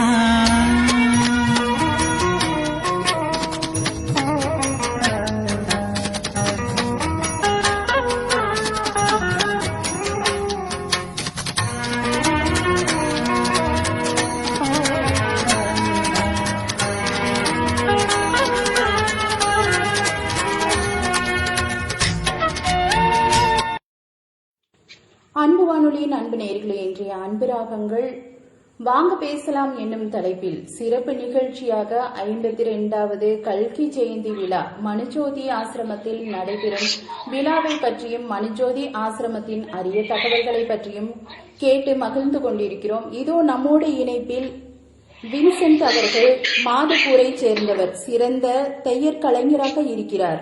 வணக்கங்க. வணக்கம் மேடம். வணக்கம். தங்களை அறிமுகப்படுத்திக்கோங்க அன்பு வானொலியின் அன்பு நேயர்களும். மேடம், என் பேரு வின்சென்ட்டுங்க. கோயம்புத்தூர் மாவட்டம் சூலூர் தாலுகா கரவழி மாதப்பூர் கிராமத்துல இருக்கேன். சரிங்க. என்னுடைய தொழில் வந்து டெய்லர் தொழில். ஒரு 30 வருஷமா இந்த வேலையில இருக்கேன். அடுத்தபடியா நான் சொல்லுங்க. நீங்க சொல்லுங்க. அடுத்தபடியா நான் ஒரு 25 வருஷத்துக்கு மேலாக அந்த ஒன்றிய குலம் ஒருவனே தேவன் அப்படிங்கிற ஒரு இயக்கத்துல ஐயா லஹரி கிருஷ்ணா, பகவான் லஹரி கிருஷ்ணாவை நான் கடவுளா ஏற்றுக்கொண்டு அந்த இயக்கத்திலே நான் குடும்பமாக அந்த இயக்கத்துல நான் இருந்துட்டு இருக்கேங்க. இப்போ நீங்க ஒன்றே குலம் ஒருவனே தேவன் அப்படிங்கிற மனுஜோதி ஆசிரமத்தின் கொள்கையோட நீங்க பல வருடமாக அவரை பின்பற்றி வாழ்றீங்க. இந்த உயர்ந்த கொள்கையை எடுத்து செல்வதற்கு என்னென்ன வழிகளை நீங்க பின்பற்றீங்க? அதாவது முதலாவது சொல்லணும்னு இன்டர்நெட் மூலமாக, அதாவது இன்டர்நெட்ல வெப்சைட், பல வெப்சைட் இருக்குங்க. முதலாவது daysofsonofman.com, அடுத்தபடியா கல்கிமகா அவதாரம்.com, imamagadi.com, முத்தமிழ் சங்கம்.com அப்படின்ட்டு இன்டர்நெட் மூலமாக மக்களுக்கு இந்த கொள்கையை நாங்க பரப்பிட்டு மனுஜோதி ஆசிரமத்துல இருந்து பரப்பிட்டு இருக்காங்க. இன்னொரு தடவை இந்த இணையதளத்து மூலமா வரக்கூடிய அந்த .com பத்தி சொல்றீங்களா? முதலாவதாக daysofsonofman.com. Son of man. ஆமா, சரிங்க. அடுத்தது கல்கிமகா அவதாரம்.com, அடுத்தது imamagadi.com, அதுக்கு அடுத்தபடியா முத்தமிழ் சங்கம்.com. ரொம்ப சிறப்புங்க. இதுல எல்லாம் லஹரி கிருஷ்ணா பத்தியான மனுஜோதி ஆசிரமத்தை பத்தியான அரிய தகவல்கள் எல்லாம் இருக்கும் இல்லீங்களா? ஆமாங்க. ரொம்ப சொல்லுங்க. அடுத்தபடியா இன்னும் கைப்பிரதிகள் மூலமாகவும் நாங்க மக்களுக்கு தெரிவிச்சிட்டு இருக்கோம். அதாவது நம்பினால் நம்புங்கள் அப்படிங்கிற ஒரு கைப்பிரதி பல பாகங்கள்ல வந்திருக்கு. 1, 2, 3, 4ன்னு பல பாகங்கள்ல வந்திருக்கு. பல மொழிகளில் கூட அது மனுஜோதி ஆசிரமத்துல இருந்து அச்சடிச்சு கொடுத்திருக்காங்க. அது நாங்க மக்களுக்கு விநியோகம் பண்ணி இந்த கொள்கையை நாங்க பரப்பிட்டு இருக்கோம். அடுத்தபடியா மனுஜோதிங்கிற புக்கு அது 3 மாசத்துக்கு ஒரு தடவை வெளிவருதுங்க. அந்த மனுஜோதி புக்ல அனைத்து வேதங்களின் ஆய்வு இதெல்லாம் அதை நாங்க மக்களுக்கு அத விநியோகம் பண்ணிட்டு இருக்கோம். மனுஜோதி அப்படிங்கிற தலைப்புல வரக்கூடிய புத்தகம். ஆமாங்க. அது எப்படிங்க, மாத பிரதியா எப்படி வரும்? 3 மாசத்துக்கு ஒரு பிரதி வருங்க. 3 மாதங்களுக்கு ஒரு பிரதியா மனுஜோதி ஆசிரமம் மனுஜோதி அப்படிங்கிற தலைப்புல பிரதி வருதுங்க.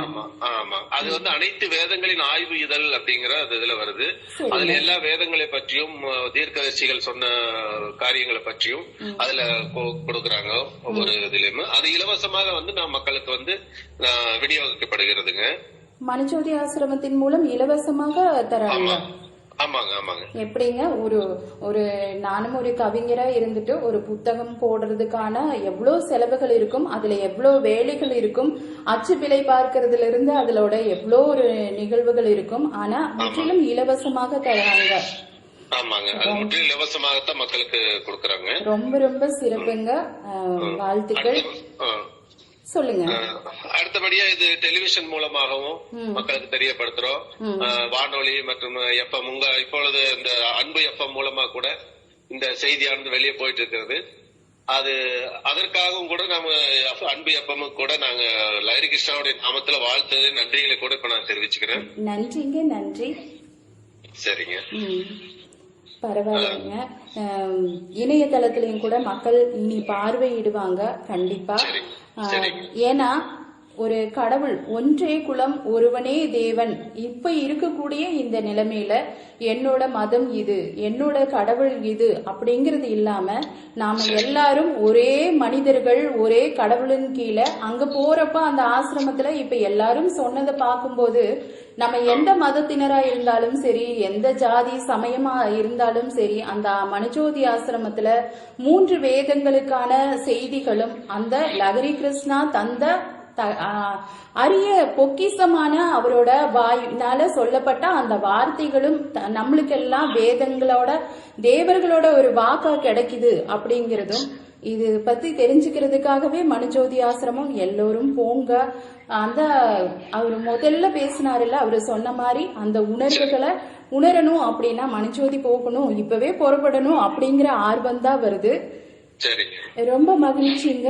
அடுத்ததா மனுஜோதி ஆசிரமமானது எவ்வாறு நடத்தப்படுகிறது, அதற்குரிய ஆதாரம் என்ன என்று சொல்ல முடியுமா தங்களால? கண்டிப்பாங்க. அதாவது உலகத்துல எந்த ஒரு இயக்கமும் நடத்தப்படுவதற்கு மக்களிடத்துல இருந்து சந்தாவோ அல்லது டொனேஷனோ வாங்கித்தான் நடத்துறாங்க. ஆனா இந்த மனுஜோதி ஆசிரமமானது அப்படி அந்த காரியங்கள் இருந்து முற்றும் வேறுபட்டதா இருக்கிறது. எப்படின்னு கேட்டீங்கன்னா, இந்த ஆசிரமத்துல வந்து எந்த டொனேஷனோ அல்லது சந்தாவோ வாங்குறது இல்ல, ஒரு உண்டியல் வச்சு காணிக்கை வசூல் பண்றதும் கிடையாதுங்க. அப்படி இருந்தாலும் இது எப்படி நடத்தப்படுதுன்னு நீங்க கேட்டீங்கன்னா, இங்கு வருகிற லஹரி கிருஷ்ணாவுடைய பக்தர்கள் உலகம் முழுவதுல இருக்காங்க. உலகம் முழுவதுல இருந்த லஹரி கிருஷ்ணாவுடைய பக்தர்கள் இங்க வருகிறார்கள். அவர்கள் மனம் வந்து தானாக செய்யற உதவிகளின் மூலமாகத்தான் இது நடத்தப்படுகிறதுங்க. முன்னாடி கூட பேசும்போது ஒருத்தர் சொன்னாரு, ஆரம்பத்துல மீன் சமைச்சாங்க, அசைவம் எல்லாம் சாப்பிட்டாங்க அப்படின்னு சொன்னாங்க. அது ஆரம்ப காலத்துல வெளிநாட்டுல இருந்து நிறைய பேர் இங்க இருந்தாங்க. அப்போ லஹரி கிருஷ்ணாவுடைய கொள்கையில வெளிநாட்டுல இருந்து நிறைய பேர் இருந்ததுனால அவங்களுக்காக அப்படி செஞ்சிட்டு இருந்தாங்க. ஆனா இப்ப வந்து முற்றிலுமா இது அசைவத்துக்கு இடமே இல்லை மற்றும் சைவமா தான் இங்க வந்து ஆசிரமத்துல எந்த ஒரு அசைவமும் கிடையாதுங்க.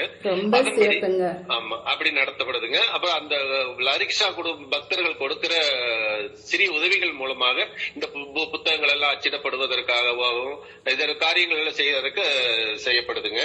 இதுல இருந்தே நம்ம என்ன செய்ய தெரிஞ்சுக்கலாங்கன்னா, அந்த லஹரி கிருஷ்ணாவுடைய அருளால் மாத்திரமே இது நடக்குதுங்க. எந்த ஒரு மனிதனுடைய ஒரு உதவினாலும் இல்லாம லஹரி கிருஷ்ணாவுடைய அருளால் மாத்திரமே இது நடக்குதுங்கிறத முற்றிலுமாக நாம தெரிஞ்சுக்கலாங்க.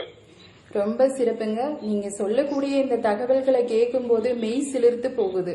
ஏன்னா ஒரு உண்டியல் இல்லாத ஒரு கோவில், ஒரு தலம் அப்படிங்கறது வந்து இது வரைக்கும் கேள்விப்பட்டதே இல்லை. நாங்க அந்த வகையில வந்து ஒரு மக்கள் வந்து எளிமையான முறையில தரக்கூடிய அந்த உதவியினால இந்த மனுஜோதி ஆசிரமம் நடக்குது அப்படிங்கிற போது அது எவ்வளவு ஒரு சிறப்பான ஒரு தெய்வீக ஆற்றல் அந்த இடத்துல இருந்தா மட்டும்தான் இது சாத்தியம். ரொம்ப சிறப்புங்க. அன்பு வானொலி அழைத்தமைக்கு நன்றிங்க. நன்றி. இருகரம் கூப்பிய வணக்கம் தங்களுக்கு. வாழ்த்துக்கள். நன்றிங்க.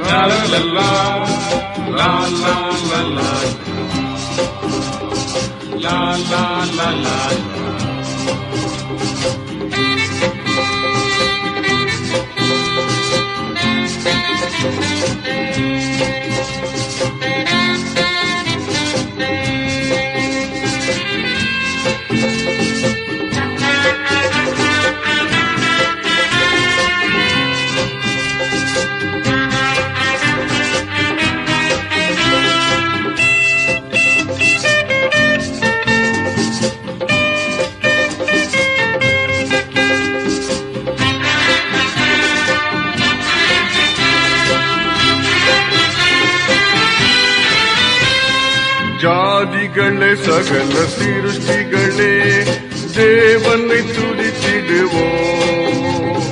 ஜாதிகளே சகல சிருஷ்டிகளே தேவனை துதித்திடுவோம்.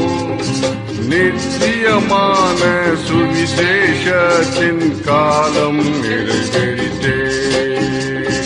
நித்தியமான சுவிசேஷத்தின் காலம் நிறைவேறிட்டே.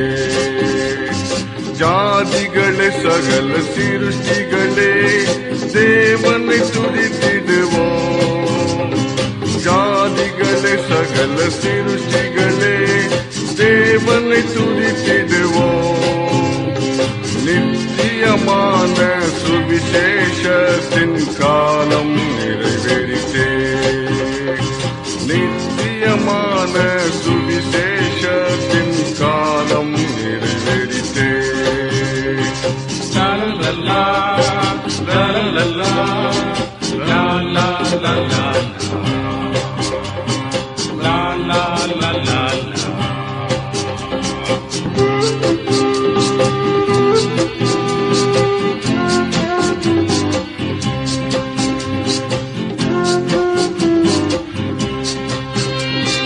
வானம் பூமி சமுத்திரம் யாவையும் படைத்த தேவனின். வானம் பூமி சமுத்திரம் யாவையும் படைத்த தேவனின். நியாயம் தீர்க்கும் வேளை வந்ததே இந்த நாட்களிலே. நியாயம் தீர்க்கும் வேளை வந்ததே இந்த நாட்களிலே. இங்கு நம்மை கூட்டி சேர்த்தது அவர்தம் கிருபையே. இங்கு நம்மை கூட்டி சேர்த்தது அவர்தம் கிருபையே. ஜாதிகளே சகல சிருஷ்டிகளே தேவனை துதித்திடுவோம். ஜாதிகளே சகல சிருஷ்டிகளே தேவனை துதித்திடுவோம். நித்தியமான சுவிசேஷத்தின் காலம் நிறைவேறிட்டே. நித்தியமான சுவிசேஷத்தின் காலம் நிறைவேறிட்டே.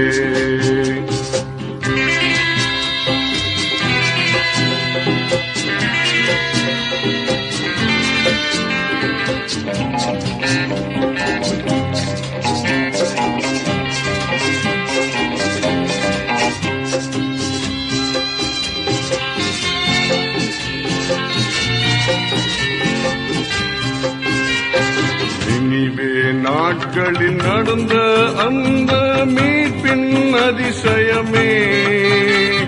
நினிவே நாட்களில் நடந்த அந்த மீட்பின் அதிசயமே. அவர்களின் கிரியைகளால் தேவன் ரட்சித்தாரே.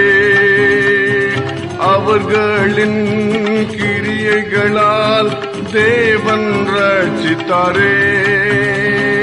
அவர் நினைத்த தீங்கிலிருந்து அவர்களை மீட்டாரே. அவர் நினைத்த தீங்கிலிருந்து அவர்களை மீட்டாரே. ஜாதிகளே சகல சிருஷ்டிகளே தேவனை துதித்திடுவோம். ஜாதிகளே சகல சிருஷ்டிகளே தேவனை துதித்திடுவோம். நித்தியமான சுவிசேஷத்தின் காலம் நிறைவேறிட்டே. நித்தியமான சுவிசேஷத்தின் காலம் நிறைவேறிட்டே.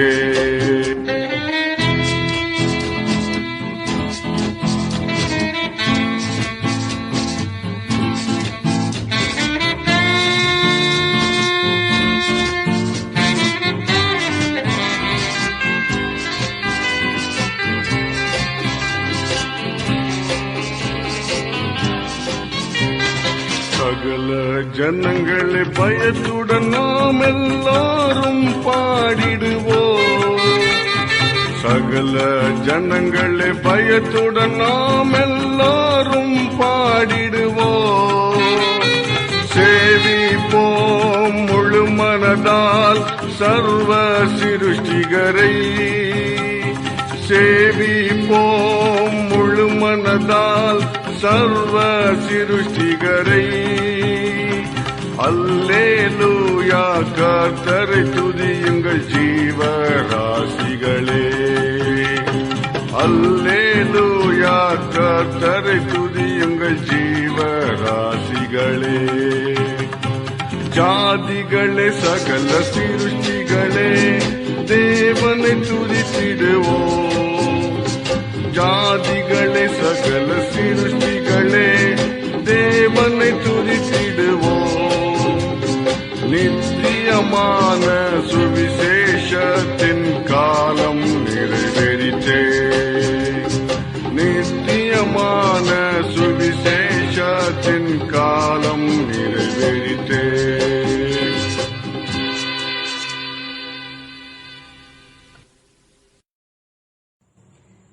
அன்பு வானொலியின் அன்பு ராகங்களின் அன்பு நேயர்களே, இப்போது பாடிய பாடல் திரு தேவாசிர் லாரி அவர்கள் ஸ்ரீமன் நாராயணர் ஸ்ரீ லஹரி கிருஷ்ணாவின் புதல்வர் அவரை இசையமைத்து பாடிய பாடல்.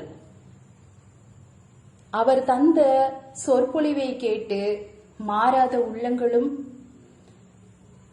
தாழ்மையான எண்ணங்களும் அன்பான உள்ளமும் கொண்டு மாறும் என்பது திண்ணம்.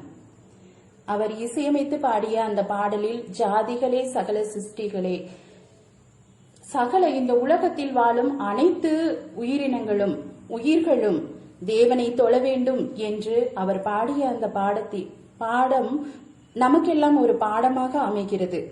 இதோ இப்போது இணைப்பில் அன்பு வானொலியின் அன்பு ராகங்களில் மனுஜோதி ஆசிரமத்தின் 52வது கல்கி ஜெயந்தி விழாவை குறித்து பேசவிருக்கிறார் நம்மோடு எண்ணங்களின் களஞ்சியம் இறை தமிழ் மன்றத்தின் நிறுவனர் கோவையிலிருந்து முருகாத்தம்மாள் அவர்கள். வணக்கங்க. வணக்கம். வணக்கம். மனுஜோதி ஆசிரமத்தை பத்தி உங்க தகவல்களை மக்களுக்காக சொல்லுங்க, அன்பு வானொலியின் அன்பு உள்ளங்களுக்கு. மனுஜோதி ஆசிரமம் சொன்னா, மனுஜோதி ஆசிரமம் 29 வருஷமா நான் மனுஜோதி ஆசிரமம் போயிட்டு இருக்கிறேன். 29 வருஷமா? 29 வருஷமா மனுஜோதி ஆசிரமம் போயிட்டு இருக்கிறேன். அப்போ அந்த மனுஜோதி ஆசிரமம் நான் போன அன்னைக்கு அந்த பிரார்த்தனை முடிஞ்சு நான் கொடிக்கம்பத்தில் போய் அங்கே நின்று பார்க்கும்போது அந்த மேகம் தனிப்பா இருந்து அங்கே ஒரு வானவில் இருந்தது. அப்போ நான் அந்த இடத்துலயே கடவுள் இங்கே நாராயண லஹரி கிருஷ்ண பகவான் இருக்கிறாரு, நாராயணன் இருக்கிறாருன்னு அப்ப நான் அப்பவே நான் உணர்ந்துட்டேன், கடவுளை பார்த்துட்டேன். அந்த நேரத்திலிருந்து இதுவரையில அது பூலோக வைகுண்டம், மண்ணிலே ஒரு சொர்க்கம், மனுஜோதி ஆசிரமம் அப்படி எனக்கு அப்ப இருந்து இதுவரையிலும் அந்த கடவுள் தான் எனக்கு கூட இருந்து என் குடும்பத்தை காப்பாற்றி வர்றாரு. எனக்கு எந்த குறை, மனுஜோதி ஆசிரமம் போயிட்டு வந்தது எனக்கு எந்த குறையும், எனக்கு எந்த ஒரு கஷ்டம் இல்லை. அங்க போயிட்டு வந்தது என் கஷ்டமே எனக்கு தீர்ந்தது. அப்ப இருந்து இதுவரையில நான் எந்த ஒரு கடனா எதுவுமே இல்லை.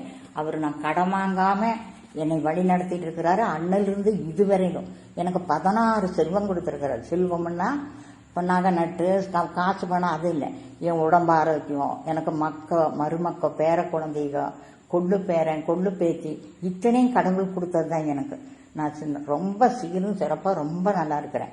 அப்ப அதே இதுல அண்ணிலிருந்து இன்னும் வரையிலும் நான் எங்க வெளியில போனாலும் ஒரு 10 புக்காவது 2 புக்காவது கையில் எடுத்துட்டு தான் எங்க வெளியில போவேன். பஸ் ஏறி போவேன், நடந்து போவேன், எங்க போனாலும் அப்படித்தான் போயிட்டு இருப்பேன். அப்ப அப்படி இருக்கும்போது எனக்கு வயதாக கார் ஏற முடியறதில்லை, பஸ் ஏற முடியறதில்லை, என்ன செய்யறது? கடவுள்கிட்டவே பிரார்த்தனை பண்ணி கேட்டேன், ஐயா நான் இப்படி இந்த புக்கு கொடுத்தா தான் என் மன நிம்மதி, எனக்கு புக்கு வர்றதெல்லாம் அடிக்கி செல்ஃபில் வச்சுட்டு இருக்கிறக்க என்னால் முடியல. அப்போ நான் கேட்டேன் ஐயா கிட்ட, ஐயா நான் ஒரு மக்களை சந்திக்கணும்னா நான் ஒரு கவிதை புக்கு போடுறேன்னா ஐயாட்ட பிரார்த்தனை பண்ணிட்டு நான் ஒரு கவிதை புக்கு போட்டேன். அது போட்டதுலேருந்து கவி மக்களுக்கு நிறைய புக்கு மனுஜோதி புக்கு கொடுத்துருக்குறேன். அப்போ இப்போ ஒவ்வொரு கவியரங்கு நடத்தினாலும் ஒவ்வொரு ஊருக்கும் சென்னைக்கு எங்க கூட்டம் நடக்குதோ வெளிநாட்டிலிருந்து எல்லா பக்கமும் நான் அனுப்பிடுவேன், கொரியில வச்சு அனுப்பிடுவேன். 500 புக்கு 300 புக்கு 200 புக்கு இப்படி எப்படின்னு இப்ப எனக்கு அந்த மனுஜோதி புக்கு எப்படி இருந்தாலும் எனக்கு 3 மாசத்துக்கு ஒருக்கா வர்ற புக்குல அதில் எனக்கு எத்தனை வந்தாலும் எனக்கு மீதி ஆகிறது 2-3 புக்கு தான் எனக்கு இருக்கும். அந்த அளவுக்கு எனக்கு ஐயா வழி நடத்துறாரு, லஹரி கிருஷ்ணா பகவான் வழி நடத்திட்டு இருக்கிறாரு. அம்மா, நீங்க சொல்றது ரொம்ப சிறப்பான தகவலை சொல்லியிருக்கீங்க. மனுஜோதி புஸ்தகத்தை வந்துட்டு நீங்க எல்லா இடங்களிலும் கொண்டு போய் சேர்க்கணும் அப்படின்னு நீங்க புத்தகங்களை தரீங்க அப்படின்னு சொல்லியிருக்கீங்க. நீங்க சொன்ன அந்த ஒரு வார்த்தை, எனக்கு அந்த கடவுள் அந்த 16 செல்வங்களையும் தந்திருக்கிறாரு அப்படின்னு சொல்லும் போது ஒன்னு குறிப்பிட்டு சொன்னீங்க, காசு பணம் மட்டும் செல்வம் அல்ல, எனக்கு ஆரோக்கியம், ஐஸ்வர்யம், அதே மாதிரி குழந்தை செல்வம், அதே மாதிரி ஞானம் கூட, இந்த அறிவை கூட அந்த கடவுள் தந்ததுன்னு சொல்லியிருக்கீங்க. ரொம்ப சிறப்பான தகவலை சொல்லியிருக்கீங்க. அதே போல எனக்கு எந்த குறையிலும் இந்த 5 வருஷமா தொடர்ந்து புக்கு போட்டுட்டு இருக்கிறேன். எனக்கு எந்த ஒரு குறையும் கடவுள் எனக்கு கொடுக்கல. அதனால நான் ரொம்ப நல்லா இருக்கிறேன். அந்த பிரார்த்தனை பண்ணிகிட்டே இருப்பேன். ஒரு நாளைக்கு 3 மணிக்கு எந்திரிச்சு பண்ணுவேன், 2 மணிக்கு பண்ணுவேன். ஒரு நாள் எனக்கு ஐயா வந்து கனவுல வந்தார். நான் வந்தோன்னே கேட்டுக்கிட்டேன், முருகத்தம்மா அப்படின்னு சத்தம் கேட்டுது. பார்த்தா ஐயா. அப்போ ஐயா நீங்கள் வந்து வாங்கய்யா அப்படின்னு ஒரு இரும்பு சேர் அதில் போய் உட்கார போனார். ஐயா இருங்கய்யா நான் சேர் எடுத்துட்டு வரேன். நான் முடியாது பார்த்தா சேர் எடுத்துகிட்டு போகிறக்குள்ள ஐயா காணோம். அப்போ நான் அன்னைக்கே போய் ஒரு புது சேர் வாங்கிட்டு வந்து அதை வந்து ஐயா ஸ்டார் ஒட்டி ஐயா வேண்டிகிட்டு இருக்கிறேன். ஐயா எனக்கு எந்த குறையும் வைக்கல. ரொம்ப சிறப்புங்கம்மா. நீங்க முதல் நாள் ஆசிரமத்துக்கு போயிருப்பீங்கல்ல, அந்த மனுஜோதி ஆசிரமத்துக்கு முதல் நாள் நீங்க போயிருப்பீங்கல்ல, அப்ப போகும்போது நீங்க எப்படி உணர்ந்தீங்க? நான் போய் பஸ் இறங்கும் போது ஒரு மனசுக்குள்ள அந்த கடவுளை நான் இந்த மனசுக்குள்ள எப்படி இந்த இறத்தடிக்கிற மாதிரி அந்த கடவுள் இந்த இடத்துல இருக்கிறாரு. எனக்கு அப்படியே ஒரு உணர்வு. எனக்கு அப்படியே அந்த மாதிரி இருக்கும்போது தான் நான் அவரை பார்த்தேன். நான் மேகத்தில் வந்து வானவில் வந்து லகிருஷ்ண ஐயாவை பார்த்தேன். அன்னிலிருந்து இதுவரையில் எனக்கு அவரு தான் கடவுள். இன்னைக்கு அவரு தான் என் குடும்பத்துக்கே ஒரு தலைவராக இருந்து எங்களுக்கு எந்த குறை இல்லாமல் ஒவ்வொரு ஆபத்து விபத்து வந்தால் அந்தந்த நேரத்துக்கு ஐயா எனக்கு வழி நடத்துறாரு. ஒரு நாளைக்கு ஒன்று வேணும்னு சொன்னா ஐயா எனக்கு இப்படி வேணும் அப்படின்னு ஒரு வார்த்தை மனசுல நினைப்போம். நமக்கு அப்பவே கடவுளை அந்த நேரத்துக்கு எனக்கு வழி நடத்துவாரு. நான் நல்லா இருக்கிறேன். நான் ரொம்ப சிறப்பா சொன்னீங்க. வாழ்த்துக்கள். அன்பு வானொலியை அழைத்தமைக்கு நன்றிங்க.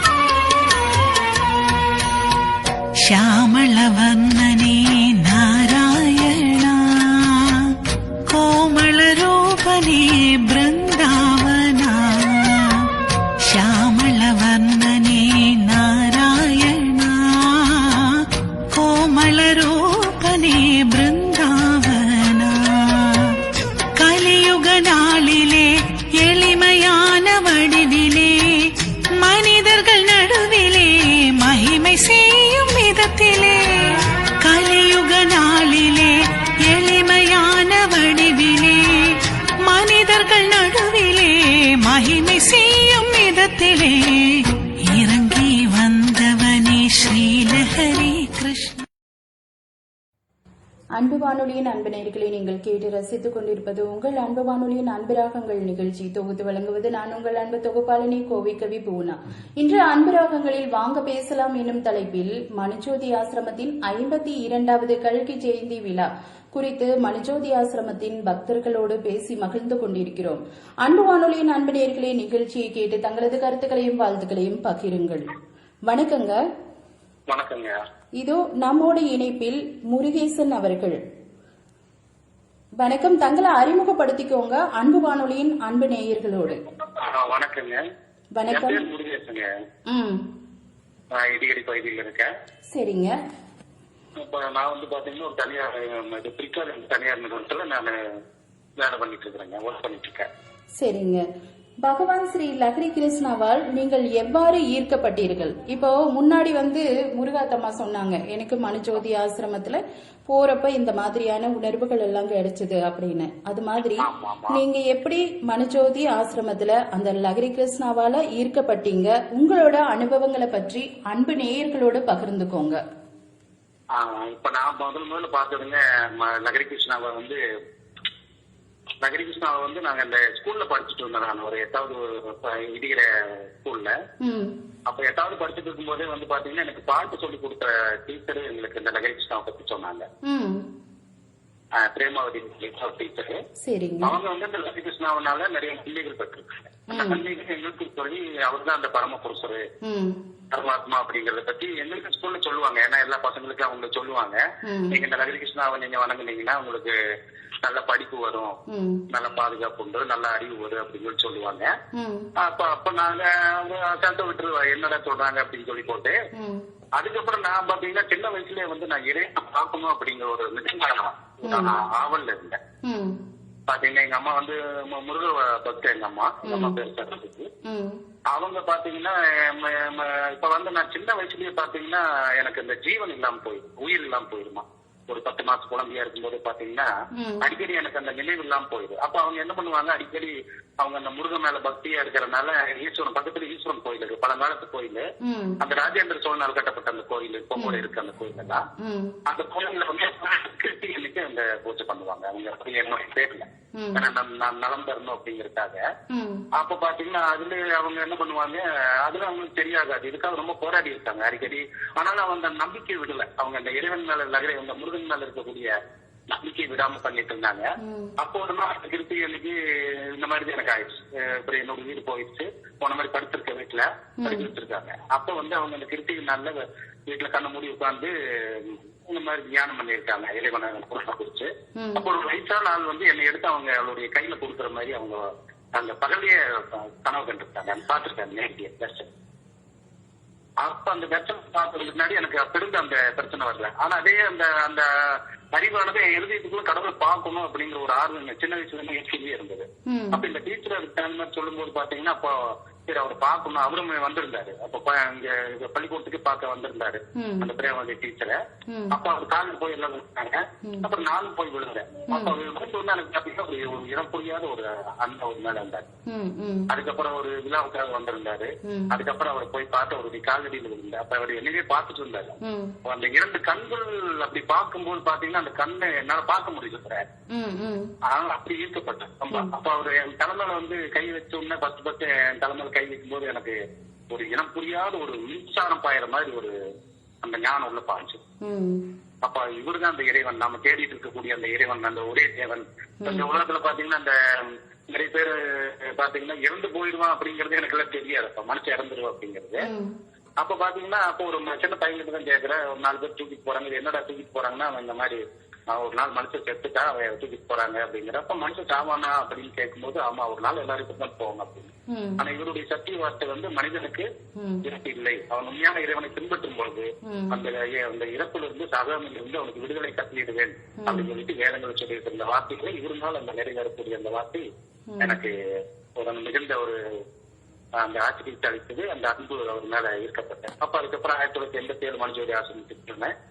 போன பின்பு அப்புறம் அங்க உட்காந்துருந்து அவரை பார்த்தேன். அவர் கை வைக்கும் போது எனக்கு ஒரு இனம் புரியாத ஒரு உணர்வு, ரொம்ப அந்த அவருடைய அருள் எனக்கு ரொம்ப அதிகமா கிடைச்சது. ஏன்னா இந்த உலகத்துல பாத்தீங்கன்னா காசு பணம் ஏதாச்சும் நீங்க என்ன சேர்த்தாலும் புண்ணியத்தை செய்யுங்க அப்படின்னு தான் சொல்லியிருக்காங்க. அப்ப இந்த பூமியில நம்ம அந்த புண்ணியத்தை தான் சேர்க்கணும். காசு பணம் பாத்தீங்கன்னா இப்ப வரக்கூடிய காலங்கள்ல என்ன இருந்து மனுஷனுக்கு அந்த ஒரு கஷ்டங்கள் வரும்போது அது காப்பாற்றாது. கண்டிப்பா கண்டிப்பா. இந்த கொரோனா போன்ற பேரிடர் காலத்துல அதிகமான இறப்புகள் எல்லாம் ரொம்ப பெரிய வசதியானவங்களுக்கு, காசு பணம் உள்ளவங்களுக்கு தான் நடந்திருக்குது. அப்போ பெரிய கோடீஸ்வரனே இருந்தாலும் அதுல இருந்து தப்பிக்க முடியாது.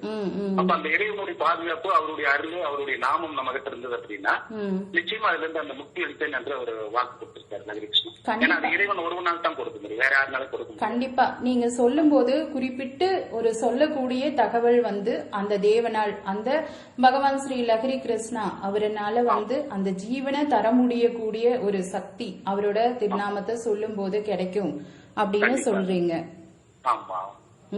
சொல்லுங்க அப்படின்னு சொல்றாங்க. அப்புறம் 87ஆம் வருஷத்துல இருந்து நான் அந்த கல்வி ஜெயந்தி விழா கூட்டங்களுக்கு அந்த கொண்டாட்டங்கள் 3 பண்டிகைகள் அங்கு கொண்டாடப்படுகிறது.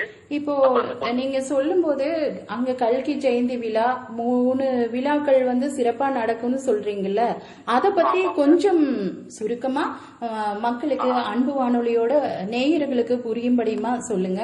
கண்டிப்பா கண்டிப்பா. இது கல்கி ஜெயந்தி விழா அப்படின்னா வந்து கடவுள் தன்னை பூமியில தன்னுடைய விஸ்வரூபத்தை வெளிப்படுத்தினால் தான் அந்த கல்கி ஜெயந்தி விழா என்று நாங்கள் கொண்டாடுகிறோம்.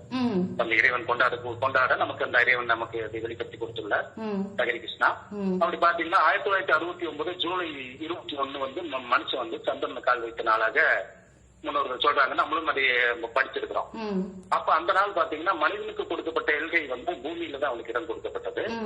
ஆனா அவன் தன்னுடைய அந்த எல்லையை விட்டு மீறி இறைவன் இருக்கக்கூடிய அந்த ஆதிஸ்தானில் அங்க அந்த சந்திரனை கால் வைக்கும் போது கடவுள் பூமிக்கு இறங்கி வருவேன்னு ஏற்கனவே தீர்க்கதரிசிகள் மூலமாகவும் வேதங்களின் மூலமாக அவர் சொல்லி வச்சிருக்கிறார். அப்ப அந்த சொல்லி வைத்த அந்த நாள்ல மனசு கரெக்டா 1969 ஜூலை 24 நாள் மேல போகும்போது இந்த ஹரி கிருஷ்ணா அமெரிக்காவில் சிக்காகோ என்ற நகரத்துல இந்த ஆன்மீக சொற்பொழிவு ஆட்சி கொண்டிருந்தார். அப்ப அவருடைய கண்களில் இருந்து அக்னி ஜுவாலை வந்தது. அவருடைய சரீரம் முழுவதுமே தங்கமயமாக பிரகாசித்ததாக பார்த்துக் கொண்டிருந்த பக்தர்கள் அந்த அக்னி பொறியை பார்த்து கீழே மயங்கி விழுந்து விட்டார்கள். அந்த எழுத்துட்டு அவர் கொஞ்ச நேரம் தான் அது கொஞ்ச நேரம் தான் அந்த விஸ்வரூபத்தை காட்டியிருக்கிறார். அந்த காட்டி தன்னுடைய பழைய நிலைமைக்கு அவர் மறுபடியும் வந்தார். அப்ப எல்லா பக்தர்களும் ஓடி போய் கீழே விழுந்து எந்திரிச்சு போய் ஐயா இந்த நேரத்துல நான் உங்க பார்த்து அந்த கடவுள் அந்த விஸ்வரூபத்தை நாங்க உங்க மூலமா பார்த்தோம் உங்களுக்குள்ள அப்படின்னு சொல்லி எல்லா பக்தரும் சொல்லியிருக்கிறாங்க. அப்ப என்ன மனுஷன் சந்திரன்ல கால் வைத்த நாளில் மதியம் அப்ப ஏற்கனவே முத்துக்குட்டை தீர்க்கதரிசிங்கிற ஒரு தீர்க்கதரிசி சொல்லியிருக்கிறார். மதியும் மிகவரிய வருணனும் அறிய சாணார் குலத்தில் நான் வந்துவிட்டேன் அப்படின்னு சொல்லிட்டு அவர் தீர்க்கதரிசிகள் நிறைய பேர் எழுதியிருக்காங்க. அவர் முத்துக்குட்டி சுவாமி எழுதியிருக்கிறாரு. அவர் பாத்தீங்கன்னா இந்த பௌசி புராணத்துல ரிக் வேதங்கள்ல எல்லா வேதங்களையும் வந்து கடவுள் பூமிக்கு ஒரு சாதாரண மனிதனாவே கீழே பூமிக்கு வந்து ஒரு ஆனந்த ஆசிரமம் அமைத்து ஒரு பாலைவனத்துல குடியிருந்து ஜாதி இனம் மொழி எந்த வேறுபாடு இல்லாமல் தன்னுடைய மக்களை கூட்டி சேர்ப்பார். ஒரு கூட்ட மக்களை கூட்டி சேர்ப்பார். அந்த சத்தியத்தை தர்மத்தை பூமியில ஸ்தாபிப்பார் அப்படின்னு அவர் சொல்லியிருக்கிறார். அந்த வார்த்தையின்படியும் அந்த தீர்க்கதரிசிகள் சொன்ன வார்த்தையின்படி இவருதான் அந்த தீர்க்கதரிசிக்கு வெளிப்படுத்தி கொடுத்திருக்கிறார். அவருடைய அந்த வார்த்தையின்படி அவர் கீழே அந்த விஸ்வரூபத்தை காட்டி தன்னை ஹரி கிருஷ்ணா என்ற அந்த நாமத்தையும் அவர் இந்த கடைசி காலத்தில் தன்னுடைய மக்களுக்கு கொடுத்திருக்கிறார். அப்ப இந்த ஹரி கிருஷ்ணா நாமம் அப்படின்னு இந்த நாமத்தை நாம் சொல்லி இந்த கல்வி ஜெயந்தி விழா கொண்டாட்டங்களை நாங்கள் அந்த 1969 இருந்து கிட்டத்தட்ட இப்போ 2021 வரைக்கும் 21வது அந்த 52வது கல்வி ஜெயந்தி விழாவாக நாங்கள் கொண்டாடி வருகிறோம். கொண்டாட சொல்லி ஐயா அந்த கல்வி ஜெயந்தி விழாவை மிக சிறப்பாக அந்த ஆசீர்வாதத்தில் அந்த கொண்டாடும் பொழுது நமக்கு ஒரு மிகப்பெரிய ஆசீர்வாதமாக அது இருக்கும். ரொம்ப சிறப்புங்க. மற்றும் அந்த இரு விழாக்கள் பாத்தீங்கன்னா அக்டோபர் 3ஆம் நாள் வந்து நாங்க நீதி யுக ஸ்தாபக விழாவாக கொண்டாடுறோம். அந்த நாள் பாத்தீங்கன்னா நீதி யுக ஸ்தாபக விழா. அந்த இந்துக்கள் இதுல பாத்தீங்கன்னா தர்ம யுக விழான்னு சொல்லுவாங்க. அந்த இறைவன் பாத்தீங்கன்னா ஏற்கனவே இப்ப ராமராஜ்யம் வந்து விட்டது அப்படின்னு இந்துக்கள் எல்லாம் சொல்லிட்டு இருக்காங்க பூமியில இல்லைங்களா. அப்ப எல்லாருமே தர்ம யுகம் ராமராஜ்யம் வந்துருச்சுன்னு சொல்லி இருக்கிறாங்க. ஆனா அந்த உண்மையான ராமராஜ்யம் வந்து இந்த ஹரி கிருஷ்ணாவால் தான் ஸ்தாபிக்கப்பட்டுள்ளது. அப்ப ஒரு 3ஆம் நாள் வந்து பாத்தீங்கன்னா அவர் தன்னுடைய இந்த நீதி யுக ஸ்தாபக விழா இந்த தர்ம யுக விழாவை வந்து ஏற்படுத்தினார். இந்த பூமியில வந்து பாத்தீங்கன்னா இப்ப பாத்தீங்கன்னா கலியுகம். இந்த கலியுகம் ஏற்கனவே பாத்தீங்கன்னா ஒரு சாதாரண மனுஷனும் கூட சொல்லுவான் இது ரொம்ப கலியுகமா இருக்குது. ஏன்னா கலியுகத்துல அதர்மம் அதிகமா பெருகு பார்த்தாங்க. கொலைகள் அதர்மங்கள் ஒரு சக்தியும் இருக்காது, தர்மம் இருக்காது, பொய் கருத்து இந்த மாதிரி எல்லாம் நிறைய இருக்கு பாத்தீங்களா. கொலை கொள்ளை இந்த மாதிரி எல்லாம் இருக்கு, ஒரு உண்மை இருக்காது. அப்ப இந்த இதெல்லாம் வந்து கலியினால் உருவாக்கப்பட்ட ஒரு காரியம். அந்த கலியினுக்கு நம்ம இடம் கொடுத்தோம் அப்படின்னா இந்த மாதிரி எண்ணங்கள் இந்த மாதிரி செயல்கள் எல்லாம் நம்மளுக்கு வரும். அப்ப ஏற்கனவே சொல்லியிருக்காங்க அந்த முன்னோர்கள் எல்லாம் நல்ல காரியங்களை செய்யுங்க, நல்லதை படிங்க, நல்லதை செய்யுங்க, இறைவனுக்கு நீங்கள் காலை ஆராதனை செய்யுங்க. அப்ப அப்படியே கூட சொல்லியிருக்கிறாரு இல்லைங்களா. அந்த மாதிரி தனி நீராடு சனிக்கிழமை வந்து இறைவனுக்குரிய உகந்த நாளாக அவையார் சொல்லுவாரு. அப்ப அந்த நாங்கெல்லாம் பாத்தீங்கன்னா சின்ன வயசுல வந்து எங்க அம்மா சனிக்கிழமை நல்லா எண்ணெய் தேய்ச்சியில குளிப்பாட்டி எங்கேயும் போக கூடாதுடா வீட்லயே இருந்து நல்ல பக்தி இறைவனை நீங்க வணங்குங்க அப்படின்பாங்க. அதனுடைய உண்மையான தாற்பயம் பாத்தீங்கன்னா அந்த சனிக்கிழமை நாராயணருடைய நாள். அந்த நாள் வந்து நம்ம அவருக்குன்னு அந்த அர்ப்பணிச்சு அந்த நாள் நம்ம கொண்டாடும் போது அந்த நாள்ல நம்ம அந்த விரதம் இருக்கும்போது அந்த நாள்ல ஒரு மிகப்பெரிய ஆசீர்வாதத்தையும் அந்த பாதுகாப்பையும் அந்த ஹரி கிருஷ்ணா தர்றாரு.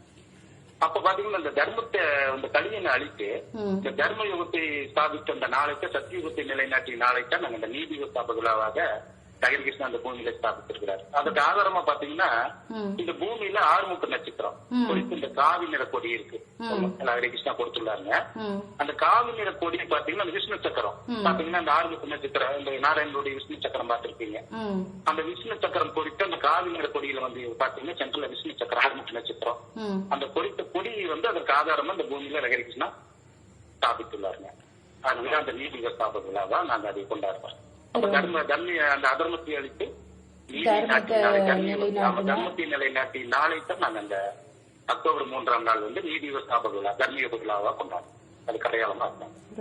இந்த கொடியேற்றும் பொழுது நம்மளுக்கு எல்லா பாதுகாப்பும் நம்மளுக்கு கிடைக்கும். எந்தெந்த துஷ்ட காரியங்களோ இல்ல வேற ஏதாவது சொல்லுவாங்க அதெல்லாம் அணுக இந்த கொடியை பார்த்து இந்த நாராயண சக்கரம் இருக்குது இந்த கொடியில அப்படின்னு அந்த கொடியை பார்த்து இந்த இதெல்லாம் விலகி இருந்த துஷ்டம் எல்லாம்.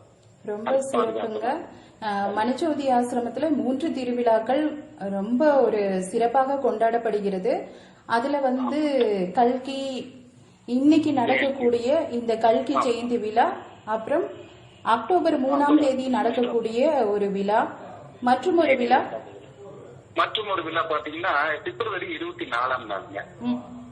இந்த பிப்ரவரி 24ஆம் நாள் பாத்தீங்கன்னா இந்த மைனை தின விழா கொண்டாட்டங்கள்ல மைனை தின விழா அப்படிங்கிற ஒரு விழாவை நாங்க கொண்டாடுறோங்க. அந்த விழா பாத்தீங்கன்னா இந்த பூமியில வந்து கடவுள் பூமியில லகரிகிருஷ்ணாவா மக்களுக்கு வந்து ஜாதி இன மொழி வேறுபாடு என்று இல்லாம அனைத்து இன மக்களுக்கும் அதாவது வேதங்கள்ல இருந்தும் ரகசியங்களை வெளிப்படுத்தி கொடுத்த பின்னாடி பாத்தீங்கன்னா எல்லா மக்களுக்கும் எல்லா வேதங்கள்ல இருந்து ரகசியங்களை வெளிப்படுத்தி கொடுத்தாங்க. இப்ப அந்த கொடுத்துட்டு தன்னுடைய அந்த பூலோக பணியை முடித்து விட்டு ஒரு கூட்ட மக்களை அதாவது அந்த ஒரு கூடையின் கீழ் ஒன்று சேர்த்து தன்னுடைய மக்கள் எல்லாம் கூட்டி சேர்த்து இந்த பூமியில வந்து தன்னுடைய பணியை முடித்து அந்த ஆதிஸ்தானத்துக்கு அந்த வைகுண்டலத்திலிருந்து வந்தாரு பாத்தீங்களா அந்த ஆதிஸ்தானத்திற்கு அதாவது பூலோக சரீரத்தை விட்டு வைகுண்ட லோகத்துக்கு சென்ற நாளைக்கு தான் இந்த மைங்கி தின விழாவை கொண்டாரு. ரொம்ப சிறப்புங்க. வாழ்த்துக்கள் தங்களுக்கு. நீங்க சொன்னது போலவே வந்து அந்த 3 விழாக்களோட சிறப்புகளையும் அது ஏன் வந்து நடத்துறாங்க அதுக்கு ஆதாரத்தோட கருத்துக்களையும் பகிர்ந்துட்டீங்க. அதே மாதிரி சனிக்கிழமையை குறித்து நீங்கள் சொன்னது அந்த சனிக்கிழமை வந்து அந்த பகவான் லகரி கிருஷ்ணாவுக்கு இப்ப வந்து எல்லா ஒரு அவையார் சொன்னது போலதான் சனிக்கிழமை சனி நீராடு அந்த சனிக்கிழமை வந்துட்டு ஓய்வெடுங்க. இப்ப எண்ணெய் தேய்ச்சி குளிச்சுட்டு வெயில் எல்லாம் போக மாட்டாங்க. அப்ப என்னன்னா ஓய்வா இருக்கணும் அப்படிங்கறதுதான் அந்த இப்ப ஆசிரமத்தோட கொள்கையின் படியும் கூட சனிக்கிழமை வந்து ஓய்வு நாளா கடைபிடிக்கிறீங்க. கடைபிடிக்கிறேங்க. அதுதான் வந்து சனிக்கிழமையே முக்கியமா சனி நீராடு அப்படிங்கும்போது வெளியே போகணும்னு சனி பிடிச்சிக்கோ சனி என்ன கலின்னு சொல்றாங்க. அதனால வந்து நீங்க அந்த எண்ணெய் தேய்ச்சி நல்லா குளிச்சுட்டு வீட்டுல இருந்து அந்த பகவானுக்கு தன்னுடைய அந்த நாளை நம்ம அர்ப்பணிச்சு அவருடைய வேதங்கள்ல இருந்தோம். அந்த சனிக்கிழமை நீங்க என்னென்ன பண்ணுவீங்க, எப்படி இருப்பீங்க? சனிக்கிழமை பாத்தீங்கன்னா அந்த வெள்ளிக்கிழமை சாயங்காலம் அவருடைய அந்த வேதத்தின் கணக்கின் ஆதாரம்படி பாத்தீங்கன்னா வெள்ளிக்கிழமை சாயங்காலம் 6 மணிலிருந்து சனிக்கிழமை 6 மணி வரைக்கும் தான் ஒரு நாள் அப்படின்னு சொல்லப்பட்டிருக்கீங்க. அப்ப அந்த வெள்ளிக்கிழமை சாயங்காலம் 6 மணிக்கு முன்னாடியே நாங்க எல்லா பணிகளையும் முடிச்சிருவோங்க. இந்த சமையல் பண்றது மற்ற எல்லா காரியங்களையும் முடிச்சு பாத்தீங்கன்னா அந்த சனிக்கிழமை 6 மணி சாயங்காலம் 6 மணி வரைக்கும் அந்த ஓய்வு சரீரத்துக்கும் ஓய்வுங்க. சரீரத்துக்கு நாங்க ஓய்வு கொடுப்போம். அந்த ஓய்வு கொடுத்து அது கூடிய அந்த சனிக்கிழமை கூடிய அந்த ஆகாரங்கள் எல்லாம் வெள்ளிக்கிழமை வந்து 5 மணிக்கு 6 மணிக்கு முன்னாடி எல்லாம் செஞ்சு முடிச்சிருவோங்க.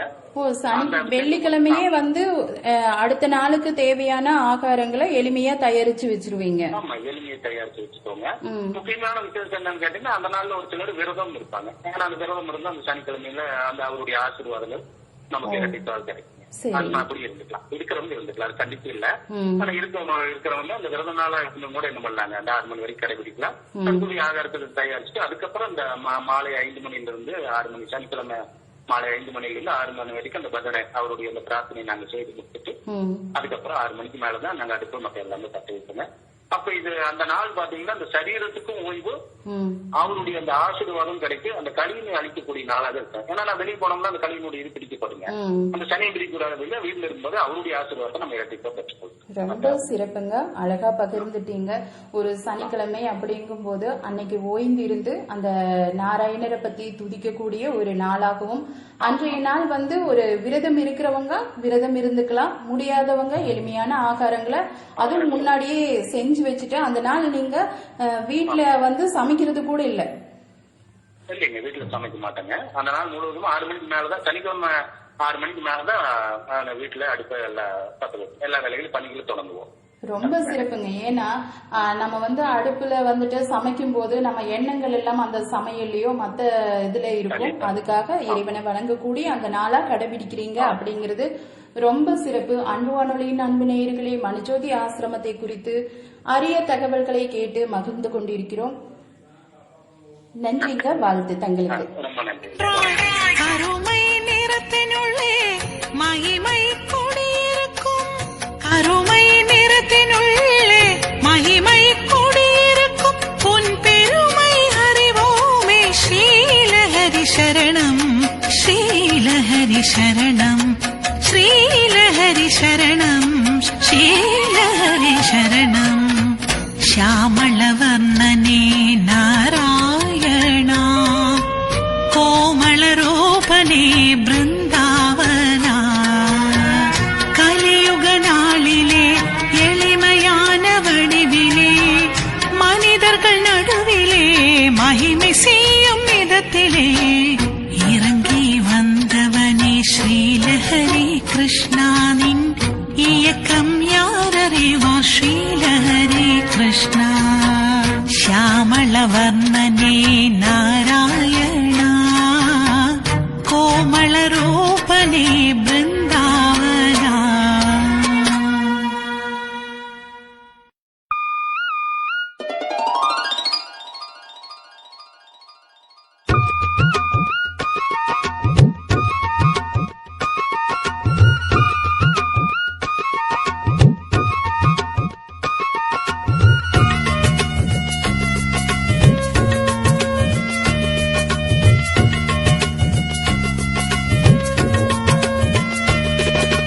அறிவோம் அறிவோம் ஹரிகரநாதனே, ஜெயமே ஜெயமே ஜெய ஜெயநாதனே.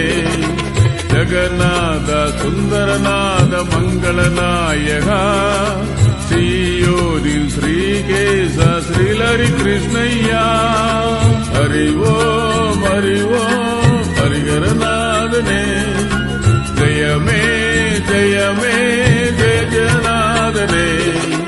ஜெகநாத சுந்தரநாத மங்களநாயகா, ஸ்ரீயோதில் ஸ்ரீகேச ஸ்ரீலரி கிருஷ்ணய்யா.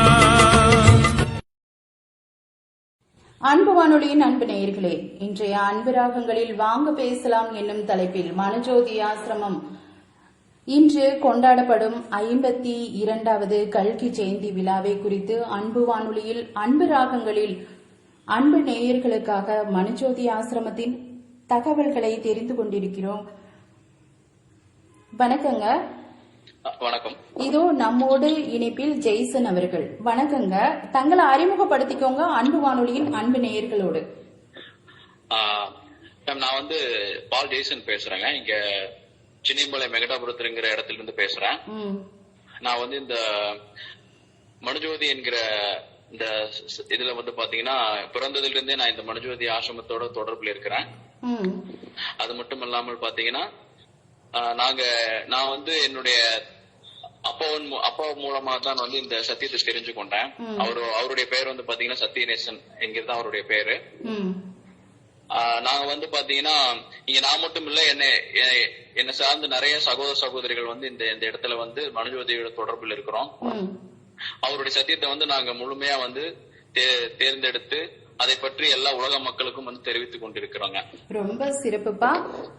இப்ப வந்து உங்களுக்கு பகவான் ஸ்ரீ லஹரி கிருஷ்ணா கொடுத்த முக்கியமான கட்டளைகள் அப்படி ஏதாவது இருக்கா? அது இருந்துச்சுன்னா சொல்லுங்களேன். கண்டிப்பா கண்டிப்பா. கட்டளைகள் பாத்தீங்கன்னா முக்கியமா வந்து 2 கட்டளைகள் இருக்குங்க. ஒண்ணு என்னன்னு பாத்தீங்கன்னா நம்மளை படைத்த பகவானை வந்து முழு இருதயத்தோடும் முழு மனதோடும் நம்ம வந்து சேவிக்க வேண்டும். ஏன்னா அந்த காரணத்துக்காக தான் வந்து அவர் நம்மளை வந்து படைச்சிருக்காரு. ஆனா இந்த உலகத்தில் இருக்கிற காரியத்தினால நம்ம வந்து பாத்தீங்கன்னா அவரை மறந்துட்டு இந்த உலக காரியங்களுக்கு முக்கியத்துவம் கொடுத்துட்டு இருக்கோம். ஆனா வந்து உண்மையாவே வந்து பாத்தீங்கன்னா நம்மளை படைத்த இறைவனை வந்து நம்ம எப்பொழுதும் வணங்க வந்து கடமைப்பட்டு இருக்கிறோம். அது ஒண்ணுங்க. இன்னொன்னு வந்து பாத்தீங்கன்னா நம்ம சார்ந்த எல்லா சகோதர சகோதரிகளுக்கும் வந்து நம்ம வந்து வேறுபாடு இல்லாம அவங்களிடத்துல வந்து நம்ம பழகணும் கண்டிப்பா. ஆனா இப்ப நார்மலா இப்போ இந்த உலகத்துல வந்து பாத்தீங்கன்னா ஜாதி மதம் வேறுபாடு பாக்குறவங்க இருக்காங்க நிறைய பேரு. மக்களுக்கிடையே வந்து ஒரு ஒற்றுமை வந்து கிடையாது. சரிங்களா? ஆனா வந்து முக்கியமான கட்டளையில வந்து இந்த 2 தான். நம்மளை படைத்த தேவனை வந்து நம்ம சேவிக்க வேண்டும். இன்னொன்னு வந்து பாத்தீங்கன்னா நம்ம சார்ந்தவங்களுக்கு வந்து நம்ம வந்து சரிசமமா வேறுபாடு இல்லாம பழக வேண்டும்ங்கிறது தான் வந்து முக்கியமான கட்டளை.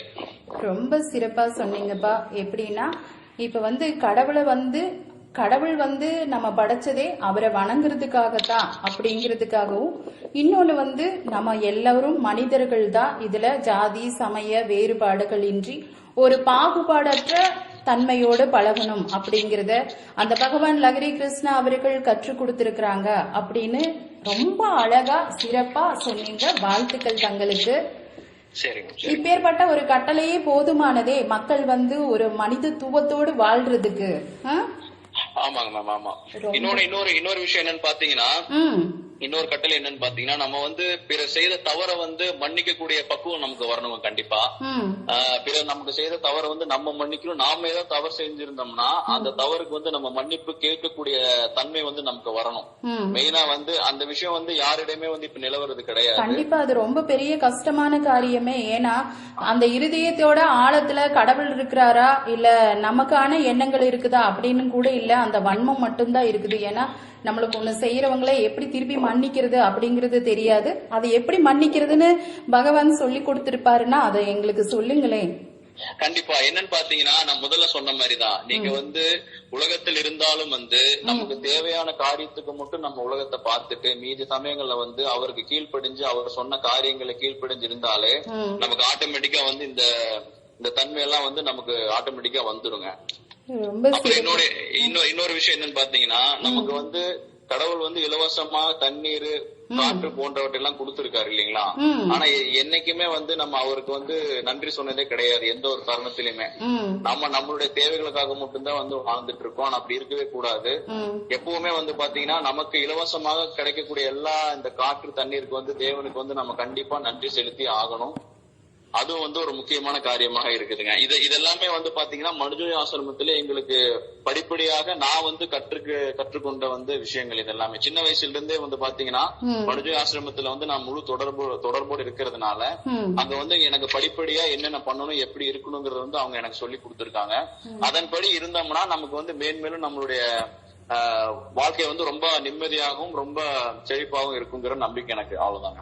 ரொம்ப சிறப்பா சொன்னீங்க. அவ்வளவுதான் அப்படின்னு முடிச்சிருக்கீங்க. அந்த அவ்வளவுதாங்கிறதுக்குள்ள ரொம்ப உலகத்திலேயே சிறப்பான விஷயங்கள் இருக்கு. எப்படின்னா ஒரு தாமரை இலை வந்து தண்ணீரிலேயே இருந்தால் கூட அது தண்ணீரை தொடாமல் வாழ்றது மாதிரி நம்ம இந்த உலகத்திலேயே இருந்தாலும் உலக பிரகாரமான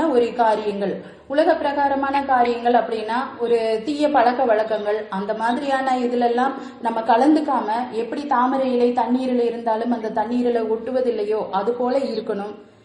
எவ்வளவு சிறப்பான ஒரு காரியம் எல்லாம் அந்த லகரி கிருஷ்ணா அவர்கள் உங்களுக்கு கட்டளையா கொடுத்திருக்கிறாரு. அப்படி கேட்கும்போது ரொம்ப ஒரு மன மகிழ்ச்சியா இருக்குதுப்பா. மன்னிக்கிறது பெரிய ஒரு குணம் அப்படிங்கறதையும் ஒரு தாழ்மையில தான் மனிதனா இருப்பான் அப்படிங்கறதையும் அந்த கடவுளோட கட்டளையா நீங்க கடைபிடிச்சிட்டு வரங்கிறது ரொம்ப சிறப்பு.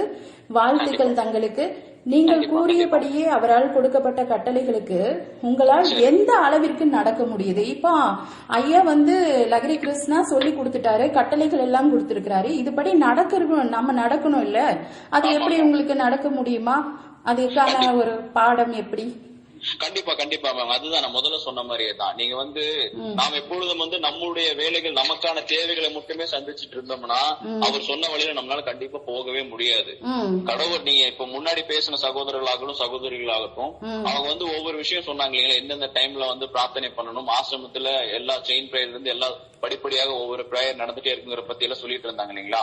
அந்த மாதிரி நம்மளுடைய மனதை வந்து அவரை நோக்கி நம்ம செலுத்தணும். கண்டிப்பா ஏதோ ஒரு முழுமையா முடியலனாலும் நம்மளால முடிஞ்ச அளவுக்கு அவரை பத்தி அவர் நம்ம நினைவு கூர்ந்து அவருக்காக நம்ம இருக்கும் போதுதான் இந்த நம்ம இப்ப நீங்க கேட்ட விடைக்கு எல்லா விடைக்கும் உள்ள பதில் அதுலதான் இருக்கு கண்டிப்பா.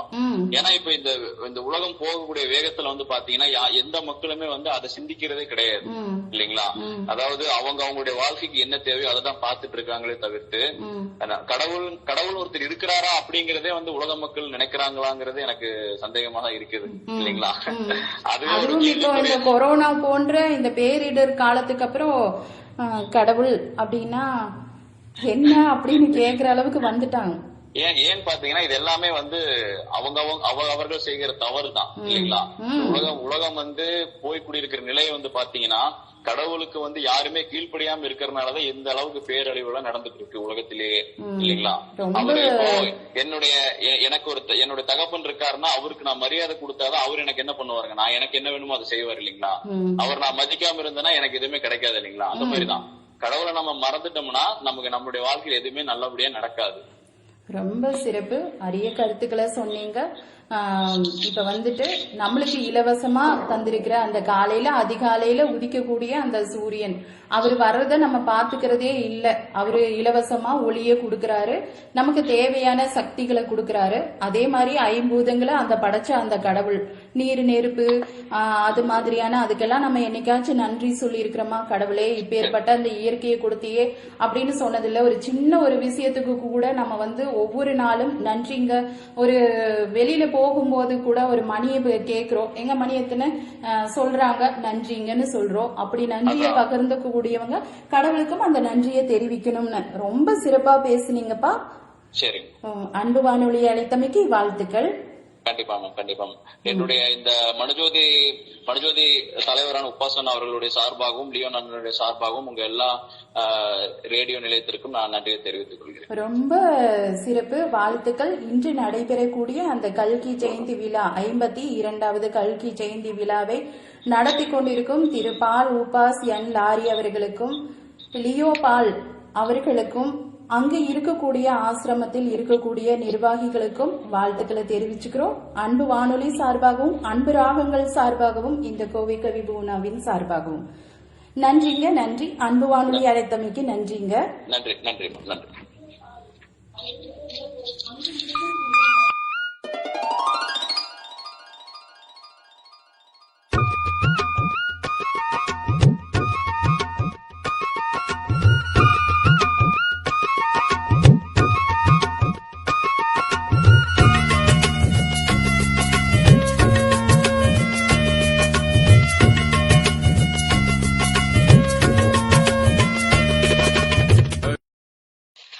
அன்பு வானொலியின் அன்பு நேயர்களே, இன்றைய அன்பு ராகங்கள் வாங்க பேசலாம் என்னும் தலைப்பில் மனுஜோதி ஆசிரமத்தை குறித்து அரிய தகவல்களையும் கேட்டு தெரிந்து கொண்டிருக்கிறோம். இதோ நம்மோடு இணைப்பில் ஜெபராஜ் அவர்கள். அன்பு வானொலியோட அன்பு நேயர்களுக்கு தங்களை அறிமுகப்படுத்திக்கோங்க. வணக்கங்க. வணக்கம். ஓம் நமோ பகவதே ஸ்ரீ லஹரி கிருஷ்ணாய. முதலாவது என்னுடைய பெயர் ஜெபராஜ். நான் கோயம்புத்தூர்ல இருக்கிறேன். நான் இந்த உலகத்துல ஒரு விதமான வேலைகள் செய்து கொண்டிருந்தாலும் பகவான் ஸ்ரீ லஹரி கிருஷ்ணாவுடைய பணிகளை முதற்கண்ணாக பார்த்து செய்ய அவர் கிருபை செய்திருக்கிறார்.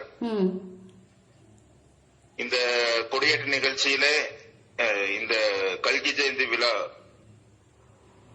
பற்றிய தகவல்களை உங்களுடைய அன்பு இணையதள வானொலியிலே ஒளிபரப்பதற்காக நாங்கள் மிகவும் நன்றி கடன் பட்டிருக்கிறோம்.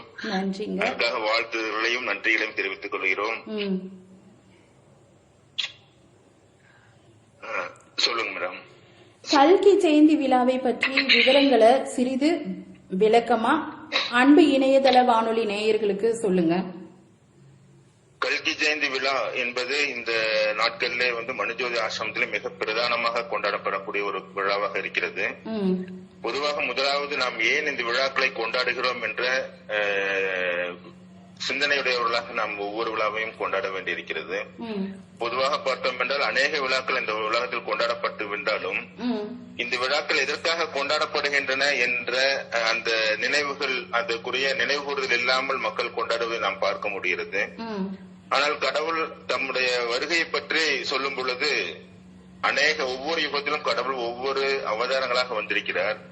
அதைத்தான் பகவத்கீதையில் சொல்லப்படும் பொழுது எப்பொழுதெல்லாம் தர்மத்திற்கு குறைவும் அதர்மத்திற்கு நிறைவும் ஏற்படுகிறதோ அப்பொழுதெல்லாம் தர்மத்தை நிலைநிறுத்தும்படியாக என்னை நான் பிறப்பித்துக் கொள்கிறேன் என்று பகவத்கீதை சொல்கிறது. அதே விதமாக ஒவ்வொரு யுகத்திலும் கடவுள் ஒவ்வொரு அவதாரமாக வந்தார். ஆனால் இந்த கலியுகத்தை முடிப்பது ஒரு சிறப்பான காரியமாக இருக்கிறது. ஏனென்றால் இந்த யுகங்கள் இதோடு முடிவடைகிறது. அநேக யுகங்கள் இருந்தாலும் இந்த கலியுகத்துக்கு அடுத்தபடியாக வரக்கூடியது சக்தி யுகமாக இருக்குது. அந்த சத்திய யுகத்தை கலியுகத்தை முடிப்பதற்காகவும் சத்திய யுகத்தை ஆரம்பிப்பதற்காகவும் அந்த சத்திய யுகத்திலே கடவுளே ராஜ்ய பரிபாலனம் செய்ய போகிறார் என்பதற்காகவும் அவர் இந்த கலியுகத்தில் வரும் பொழுது தன்னுடைய சொந்த ரூபத்திலே கடவுளை தன்னுடைய சொந்த ரூபத்திலேயே ஒரு மனிதனாக இந்த பூமிக்கு வருகிறார். அப்படி வரும்பொழுது அந்த வருக்குடைய வந்து தன்னை வெளிப்படுத்தக்கூடிய நிகழ்ச்சியை தான் நாங்கள் கல்கி ஜெயந்தி விழா என்று கொண்டாடுகிறோம். முதலாவதாக நாம் கல்கி மகா அவதாரம் என்றால் என்பதையும் நாம் தெரிந்து கொள்ளணும். பொதுவாக பார்த்தீர்கள் என்றால் ஒன்றே குலம் ஒருவனே தேவன் என்று பொதுவாக சொல்லுவார்கள். ஆனால் நாராயணர் என்றும் கிறிஸ்தியஸ் என்றும் அல்லாஹ் என்றும் பற்பல நாமங்களால் அவர் அழைக்கப்பட்டாலும் கூட அது ஒரே பகவானைத்தான் குறிக்கிறது என்பதை மக்கள் உணர்வதில்லை. அதை உணர்ந்து கொள்ளக்கூடிய நிலைக்கு வர வேண்டும் என்பது ரொம்ப முக்கியமாக இருக்கிறது. கடவுள் ஒருவர் தான், ஒவ்வொரு மதத்தினருக்கும் ஒவ்வொரு கடவுள் இல்லை அப்படிங்கிறது தான் இந்த ஸ்ரீமன் நாராயண ஸ்ரீ ஹரிகிருஷ்ணா 10வது அவதாரமாக கல்கி மகா அவதாரமாக நமக்கு தெளிவுபடுத்துகிறார். ஆகவே இந்த கல்கி ஜெயந்தி விழா அன்றைக்கு அவர் பல்வேறு அவதாரங்களாக வந்தாலும் தன்னுடைய சொந்த ரூபத்தில் வந்த பொழுது 1969ஆம் வருடம் ஜூலை மாதம் 21ஆம் நாள் மனிதன் தனக்கு குறிக்கப்பட்ட எல்லையை மீறி சந்திரனில் கால் வைத்த பொழுது அவர் இந்த பூமிக்கு மனிதனாக இறங்கி வருகிறார். அப்பொழுது அவர் அமெரிக்காவில் இருந்தார். அமெரிக்காவில் சிகாகோ பட்டணத்திலே தன்னுடைய விசுவரூபத்தை காண்பித்தார். தான் இந்த கலியுகத்தை முடித்து தர்மத்தை ஆரம்பிக்க வந்த சாட்சாத் நாராயணர் என்பதை மக்களுக்கு தெரிவுபடுத்தும் விதமாக அந்த விசுவரூபத்தை காண்பித்தார். அந்த நாளைத்தான் நாம் கடந்த 52 வருடங்களாக கல்கி ஜெயந்தி விழாவாக நாங்கள் கொண்டாடி வருகிறோம். இந்த கல்கி ஜெயந்தி விழாவானது மூன்று காரியங்களாக நாங்கள் செய்கிறோம். மனித அசம்பிளி அதை கொண்டாடுகிறார்கள். முதலாவது ஜூலை 1ஆம் தேதி கொடியேற்று விழாவாக கொண்டாடுகிறோம். இந்த கொடியேற்று விழா அன்பு கொடி, ஆதிபலி அன்பு கொடி என்று அது சொல்லப்படுகிறது. இந்த ஆதிபலி அன்பு கொடியானது கடவுள் ஆதியிலேயே அவருடைய ராஜ்யத்தின் போது இயற்றப்பட்ட கொடியாகும். அந்த அன்பு கொடி என்பது அது கலியினால் இந்த பூலோகத்திலிருந்து நீக்கப்பட்டு விட்டது. ஆகவே அவர் மறுபடியும் அந்த சொந்த ரூபத்திலே மனுஷனாக வரும் பொழுது தன்னுடைய ராஜ்யத்தை நிறைவேற்றுவதற்கு ஆதாரமாக முதலாவது அந்த கொடியை ஏற்றி கொடுத்தார். அந்த கொடியில பாத்தீங்கன்னா ஒரு வெள்ளை கோடு இருக்கும், பச்சை கோடு இருக்கும், நாராயணருடைய சக்கரம் இருக்கும், காவி நிற வண்ண கொடியாக அது இருக்கும். அதையெல்லாம் ஒரு உதாரணங்களாக எங்களுக்கு அதுல கொடுத்தார். அதாவது கடவுளுடைய மக்கள் அந்த வெள்ளை வண்ணத்தை போல அவருடைய நீதியுடையவர்களாக இருக்க வேண்டும், அவர் ஒருவர் தான் பரிசுத்தர் என்று சொல்பவர்களாக இருக்க வேண்டும், மற்ற மனிதனால் ஒருபொழுதும் பரிசுத்தமாக இருக்க முடியாது என்பதை காண்பிப்பதற்காக அந்த வெள்ளை நிறத்தை கொடுத்தார். பச்சை நிறமானது சத்தியத்தை குறிக்கிறது. கடவுள் ஒருத்தர் தான் சத்தியம். மனிதனாக அந்த கல்கி மகாவதாரம் ஸ்ரீ ஹரிகிருஷ்ணாவுடைய வாயிலிருந்து வந்த ஒவ்வொரு வார்த்தையிலும் தான் சத்தியம் என்பதை குறிக்கும் விதமாக அந்த பச்சை நிறமானது கொடுக்கப்பட்டது. அப்போ அந்த சத்தியத்துக்குரிய மக்களாக நாம் இருக்க வேண்டும் என்பதை காண்பிப்பதற்காகவும் அதை கொடுத்தார். அவ்விதமாக ஒவ்வொன்றுக்கும் நாராயணனுடைய சக்கரம் நம்மை பாதுகாக்கிறது என்று சொல்கிறோம். அந்த காவி நிறமானது ஆதி வேள்வியிலே கடவுளுடைய பிள்ளைகளுக்காக அவர் தம்மை அர்ப்பணித்தார் என்ற அந்த காரியத்தை நாம் நினைவு கூர்ந்து நம்மை அவருக்கென்று கடவுளுக்கென்று தியாக ஜீவியமாக வாழ வேண்டும் என்பதை காண்பிக்கும் விதமாக அந்த காவி நிறத்தை கொடுத்தார். இப்பேற்பட்ட அம்சங்களை உடைய அந்த அன்பு கொடியை நாங்கள் அந்த ஜூலை 1ஆம் தேதி ஏற்றுகிறோம். ரொம்ப சிறப்புங்க. அந்த கொடியில் இருக்கக்கூடிய அந்த வெள்ளை நிறம் அந்த கடவுள் பரிசுத்தர் என்பதை உணர்த்தக்கூடியதாகவும், அதில் இருக்கக்கூடிய பச்சை நிறம் சத்தியத்தை குறித்ததாகவும், காவி நிறம் ஆதி வேள்வியை குறித்ததாகவும், அதில் இருக்கக்கூடிய அந்த சக்கரம் அந்த மக்களை பாதுகாக்கக்கூடிய அந்த விஷ்ணு சக்கரமாகவும் அந்த கொடியில இருக்கு அப்படிங்கிறீங்க. ஆமா, கண்டிப்பா. ஒரு கொடியை தந்து ஒரு அரசாட்சியின் கீழே நம்மள அரசாள்ற அந்த பகவான் ஸ்ரீ ஹரிகிருஷ்ணாவுக்கு வாழ்த்துக்கள். சொல்லுங்க. கண்டிப்பா. அதே மாதிரி அந்த கொடி நீங்கள் அந்த அன்பு கொடியாக நடமாடும் அன்பு கொடியாக வாழ வேண்டும் என்று சொல்லி கொடுத்திருக்கிறார் எங்களுக்கு. அதனால நாங்கள் அன்பு கொடியாக வாழ வேண்டும் என்பதை காட்டும் விதமாக அந்த அன்பு கொடியையும் ஏற்றுகிறோம். சரிங்க. நம்ம எல்லாருமே அந்த கொடியை போல அதில் இருக்கக்கூடிய சத்தியத்தை கடைபிடித்து பரிசுத்தையும் அந்த பகவானுடைய ஆதி வேள்வியும் மனதில் நிறுத்தி ஒவ்வொருவரும் அந்த அன்பு கொடியாகவே வாழணும் அப்படிங்கிறது தான் அவரோட கட்டளை. கண்டிப்பா. கண்டிப்பா. ரொம்ப சிறப்புங்க. அடுத்ததா பார்த்தீங்கன்னா ஜூலை 10ஆம் தேதி பாவ நிவாரண நாள் என்று கொண்டாடுகிறோம். இந்த ஜூலை 1 கொடியேற்றத்தோட தொடங்கக்கூடிய அந்த திருவிழா ஜூலை 10ஆம் தேதி பாவ நிவாரண நாள் அப்படின்னு சொல்றீங்க. அந்த பாவ நிவாரண நாள் பத்தி தெரிஞ்சுக்கலாங்களா? கண்டிப்பாங்க. பாவ நிவாரண நாள் என்று சொல்லும் பொழுது நாம் கடந்த வருடங்களிலே கடவுளுடைய சிந்தைக்கு மாறாக அவருக்கு பிரியமில்லாத காரியங்களை எவற்றையெல்லாம் செய்திருக்கிறோம் என்பதை ஆராய்ந்து பார்த்து அவரோடு ஒப்புரவாக வேண்டும் என்பதற்காக அந்த நாள் எங்களுக்கு கொடுக்கப்பட்டது. அந்த நாள் அப்படி ஒப்புரவாகும் பொழுது கடவுள் தன்னுடைய ஆதி வேள்வியின் அன்பினால் நம்முடைய தவறுகளை எல்லாம் மன்னிக்கிறார். அவருடைய கிருபையும் அவருடைய பரிசுத்தையும் நமக்கு கொடுக்கிறாரு. அவருடைய ஆசீர்வாதத்தை அருளுகிறார் என்பதற்காக அந்த பாவ நிவாரண நாள் ஆசரிக்கப்படுது. அந்த நாள்ல என்ன பண்ணணும்பா, என்ன செய்வீங்க? அந்த நாள்ல பார்த்தீங்க சொன்னா நாங்கள் கடவுளுக்கு பிரியமில்லாத காரியங்கள் ஏதாவது செய்திருக்கிறோமா என்பதை ஆராய்ந்து பார்ப்போம். அதற்கு அவரிடம் ஒப்புரவாகவும் இவ்விதமாக நாங்கள் இருக்க மாட்டோம் என்று ஒப்புரவாகவும் அதோடு மட்டுமில்லாமல் அதற்கு மாதிரியாக நம்முடைய சகோதர சகோதரிடமும் நாம் ஏதாவது மன கஷ்டங்கள் ஏற்பட்டிருந்தாலோ இது ஏற்பட்டிருந்தாலோ நாங்கள் மன்னிப்பு கேட்பதும் மன்னிப்பு கொடுப்பதுமாக அந்த பாவ நிவாரண ஆசரிக்கிறோம். ரொம்ப அருமை. இப்படி இருந்துட்டாலே இந்த உலகத்துல பல தீய செயல்கள் எல்லாம் தவிர்க்கலாம். அற்புதமான ஒரு என்ன சொல்றது, நீங்க சொல்லும் போது அதை கேட்கும் போதே மெய் சிலுத்து தான் போகுது. ஏன்னா அப்படிப்பட்ட நாள்ல நம்ம ஒரு தாழ்மையா இருந்து நம்மளே ஒரு ஆராய்ஞ்சு பார்த்து நம்ம என்னென்ன செஞ்சோம் அப்படின்னு நினைச்சு பாக்குறதுக்கே இப்ப மனிதர்களுக்கு நேரம் இல்லை. அந்த பாவ நிவாரண நாள்ல நம்ம செய்த ஒரு என்ன செஞ்சோம் அப்படின்னு ஆராய்ஞ்சு பார்த்து அதுக்காக கடவுள்கிட்ட அந்த ஒப்புரவாகி மக்களிடத்திலயும் மன்னிப்பு நம்ம ஏதாவது கேட்கணும்னா கூட அன்னைக்கு கேட்டுக்கலாம். கண்டிப்பா கண்டிப்பா. சரிங்க, சொல்லுங்க. அதுக்கு அடுத்தது பாத்தீங்கன்னா கல்கி ஜெயந்தி விழா கொண்டாடுறோம். அதாவது 7 நாட்கள் இந்த பண்டிகை கொண்டாடப்படும். சரிங்க. ஜூலை மாதம் 15ஆம் தேதியிலிருந்து 22ஆம் தேதி வரைக்கும் கொண்டாடப்படுங்க. இதுல இந்த 21ஆம் தேதி மிகச் சிறந்த நாளாக கொண்டாடப்படுகிறது. ஏனென்றால் அந்த அண்ட சராசரங்களையும் படைத்த இறைவன் தன்னுடைய சொந்த ரூபத்தில் வந்தது மட்டுமில்லாமல் தன்னுடைய சொந்த நாமத்தில் வந்திருக்கிறாரு. இதுவரைக்கும் நாம கூப்பிட்ட எல்லா நாமங்களுமே ஒரு பெயர் காரணங்களை குறிக்கக்கூடிய நாமங்களாக இருக்குது. ஆனால் அந்த அண்ட சராசரனை படைத்த இறைவன் தன்னுடைய சொந்த நாமமாகிய லஹரி கிருஷ்ணா என்ற நாமத்திலே வந்திருக்கிறார். அதைத்தான் லஹரி அப்படின்னு சொல்லி சொல்றோம். அதை மக்கள் ஹரி என்றும் லா என்றும் பிரித்து கொண்டார்கள்.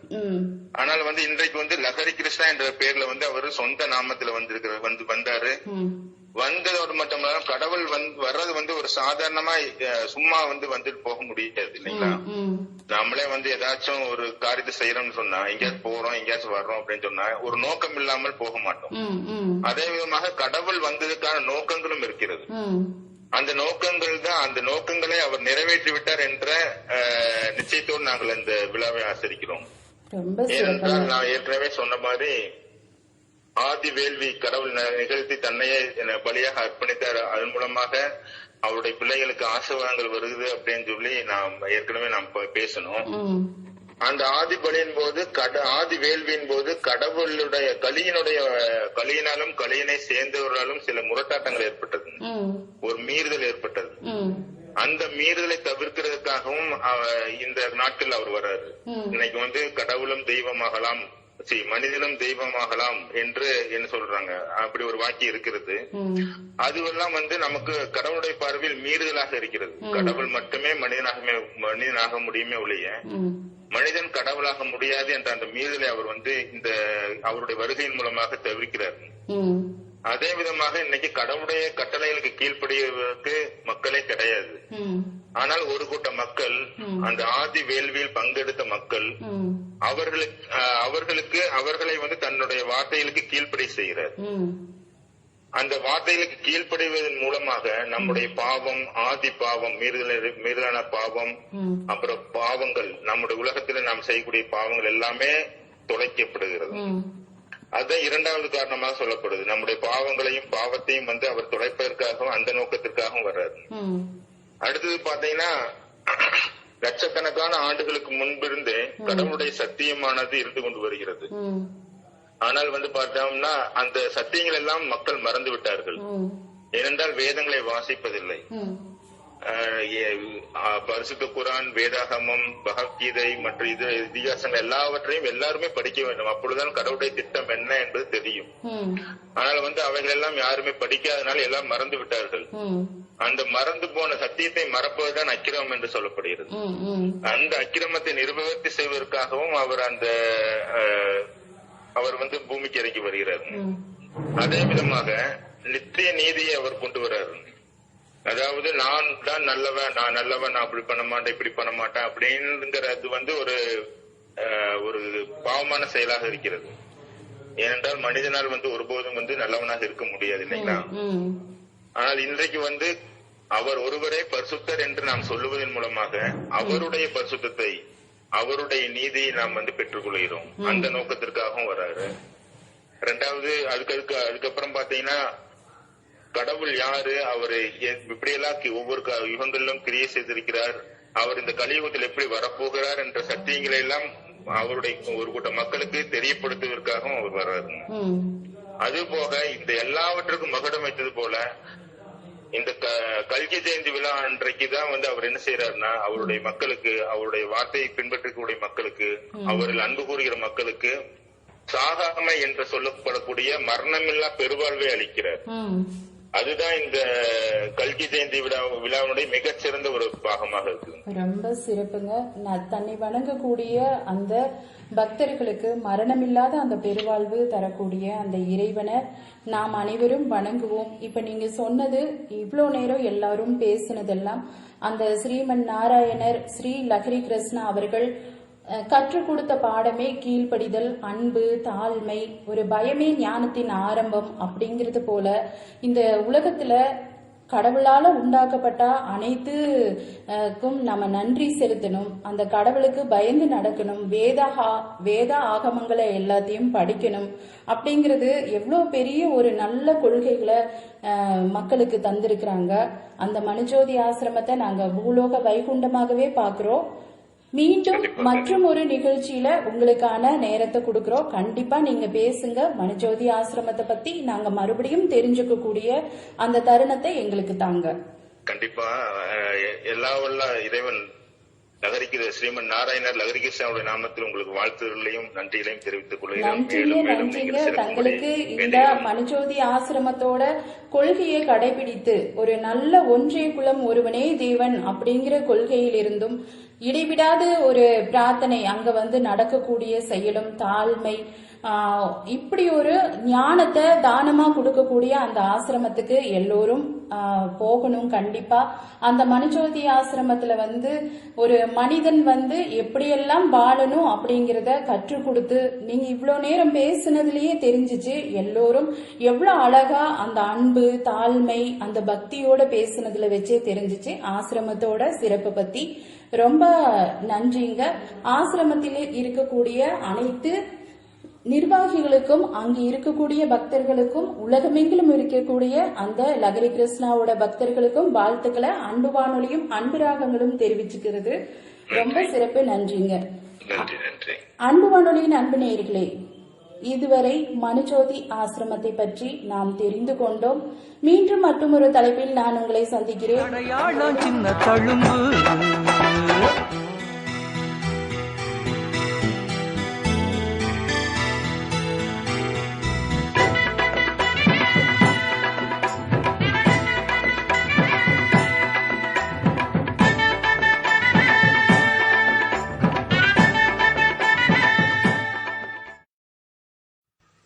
வணக்கம் அன்பின் அன்பான உறவுகளே, அனைவருக்கும் இனிய இரவு வணக்கத்துடன் இது உங்கள் அபிமான இன்றைய நிகழ்வுகளோடு இது சிறப்பு செய்தியாளர்களுக்கான தளம்.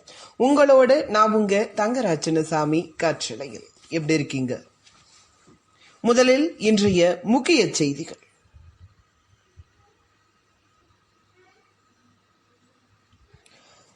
தென்மேற்கு பருவமழை காரணமாக வரும் 5 நாட்களுக்கு இடி மின்னலுடன் கூடிய மிதமான மழைக்கு வாய்ப்பு. சென்னை வானிலை ஆய்வு மையம். நாட்டில் தற்போது உளவு பார்க்கும் விவகாரம் பெரும் பரபரப்பை ஏற்படுத்தியுள்ள நிலையில் வரிகள் மூலம் கிடைக்கும் பணத்தை கொண்டு மத்திய அரசு உளவு பார்க்கிறது.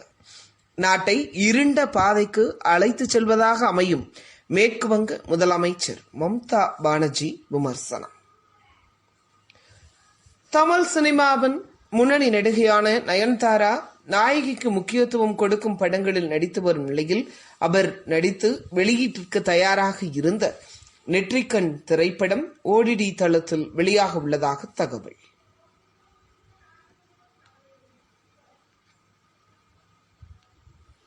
திருவண்ணாமலையில் வரும் 23ஆம் தேதி ஆடி பௌர்ணமி கிரிவலத்திற்கு பக்தர்களுக்கு மாவட்ட நிர்வாகம் தடை விதித்துள்ளது.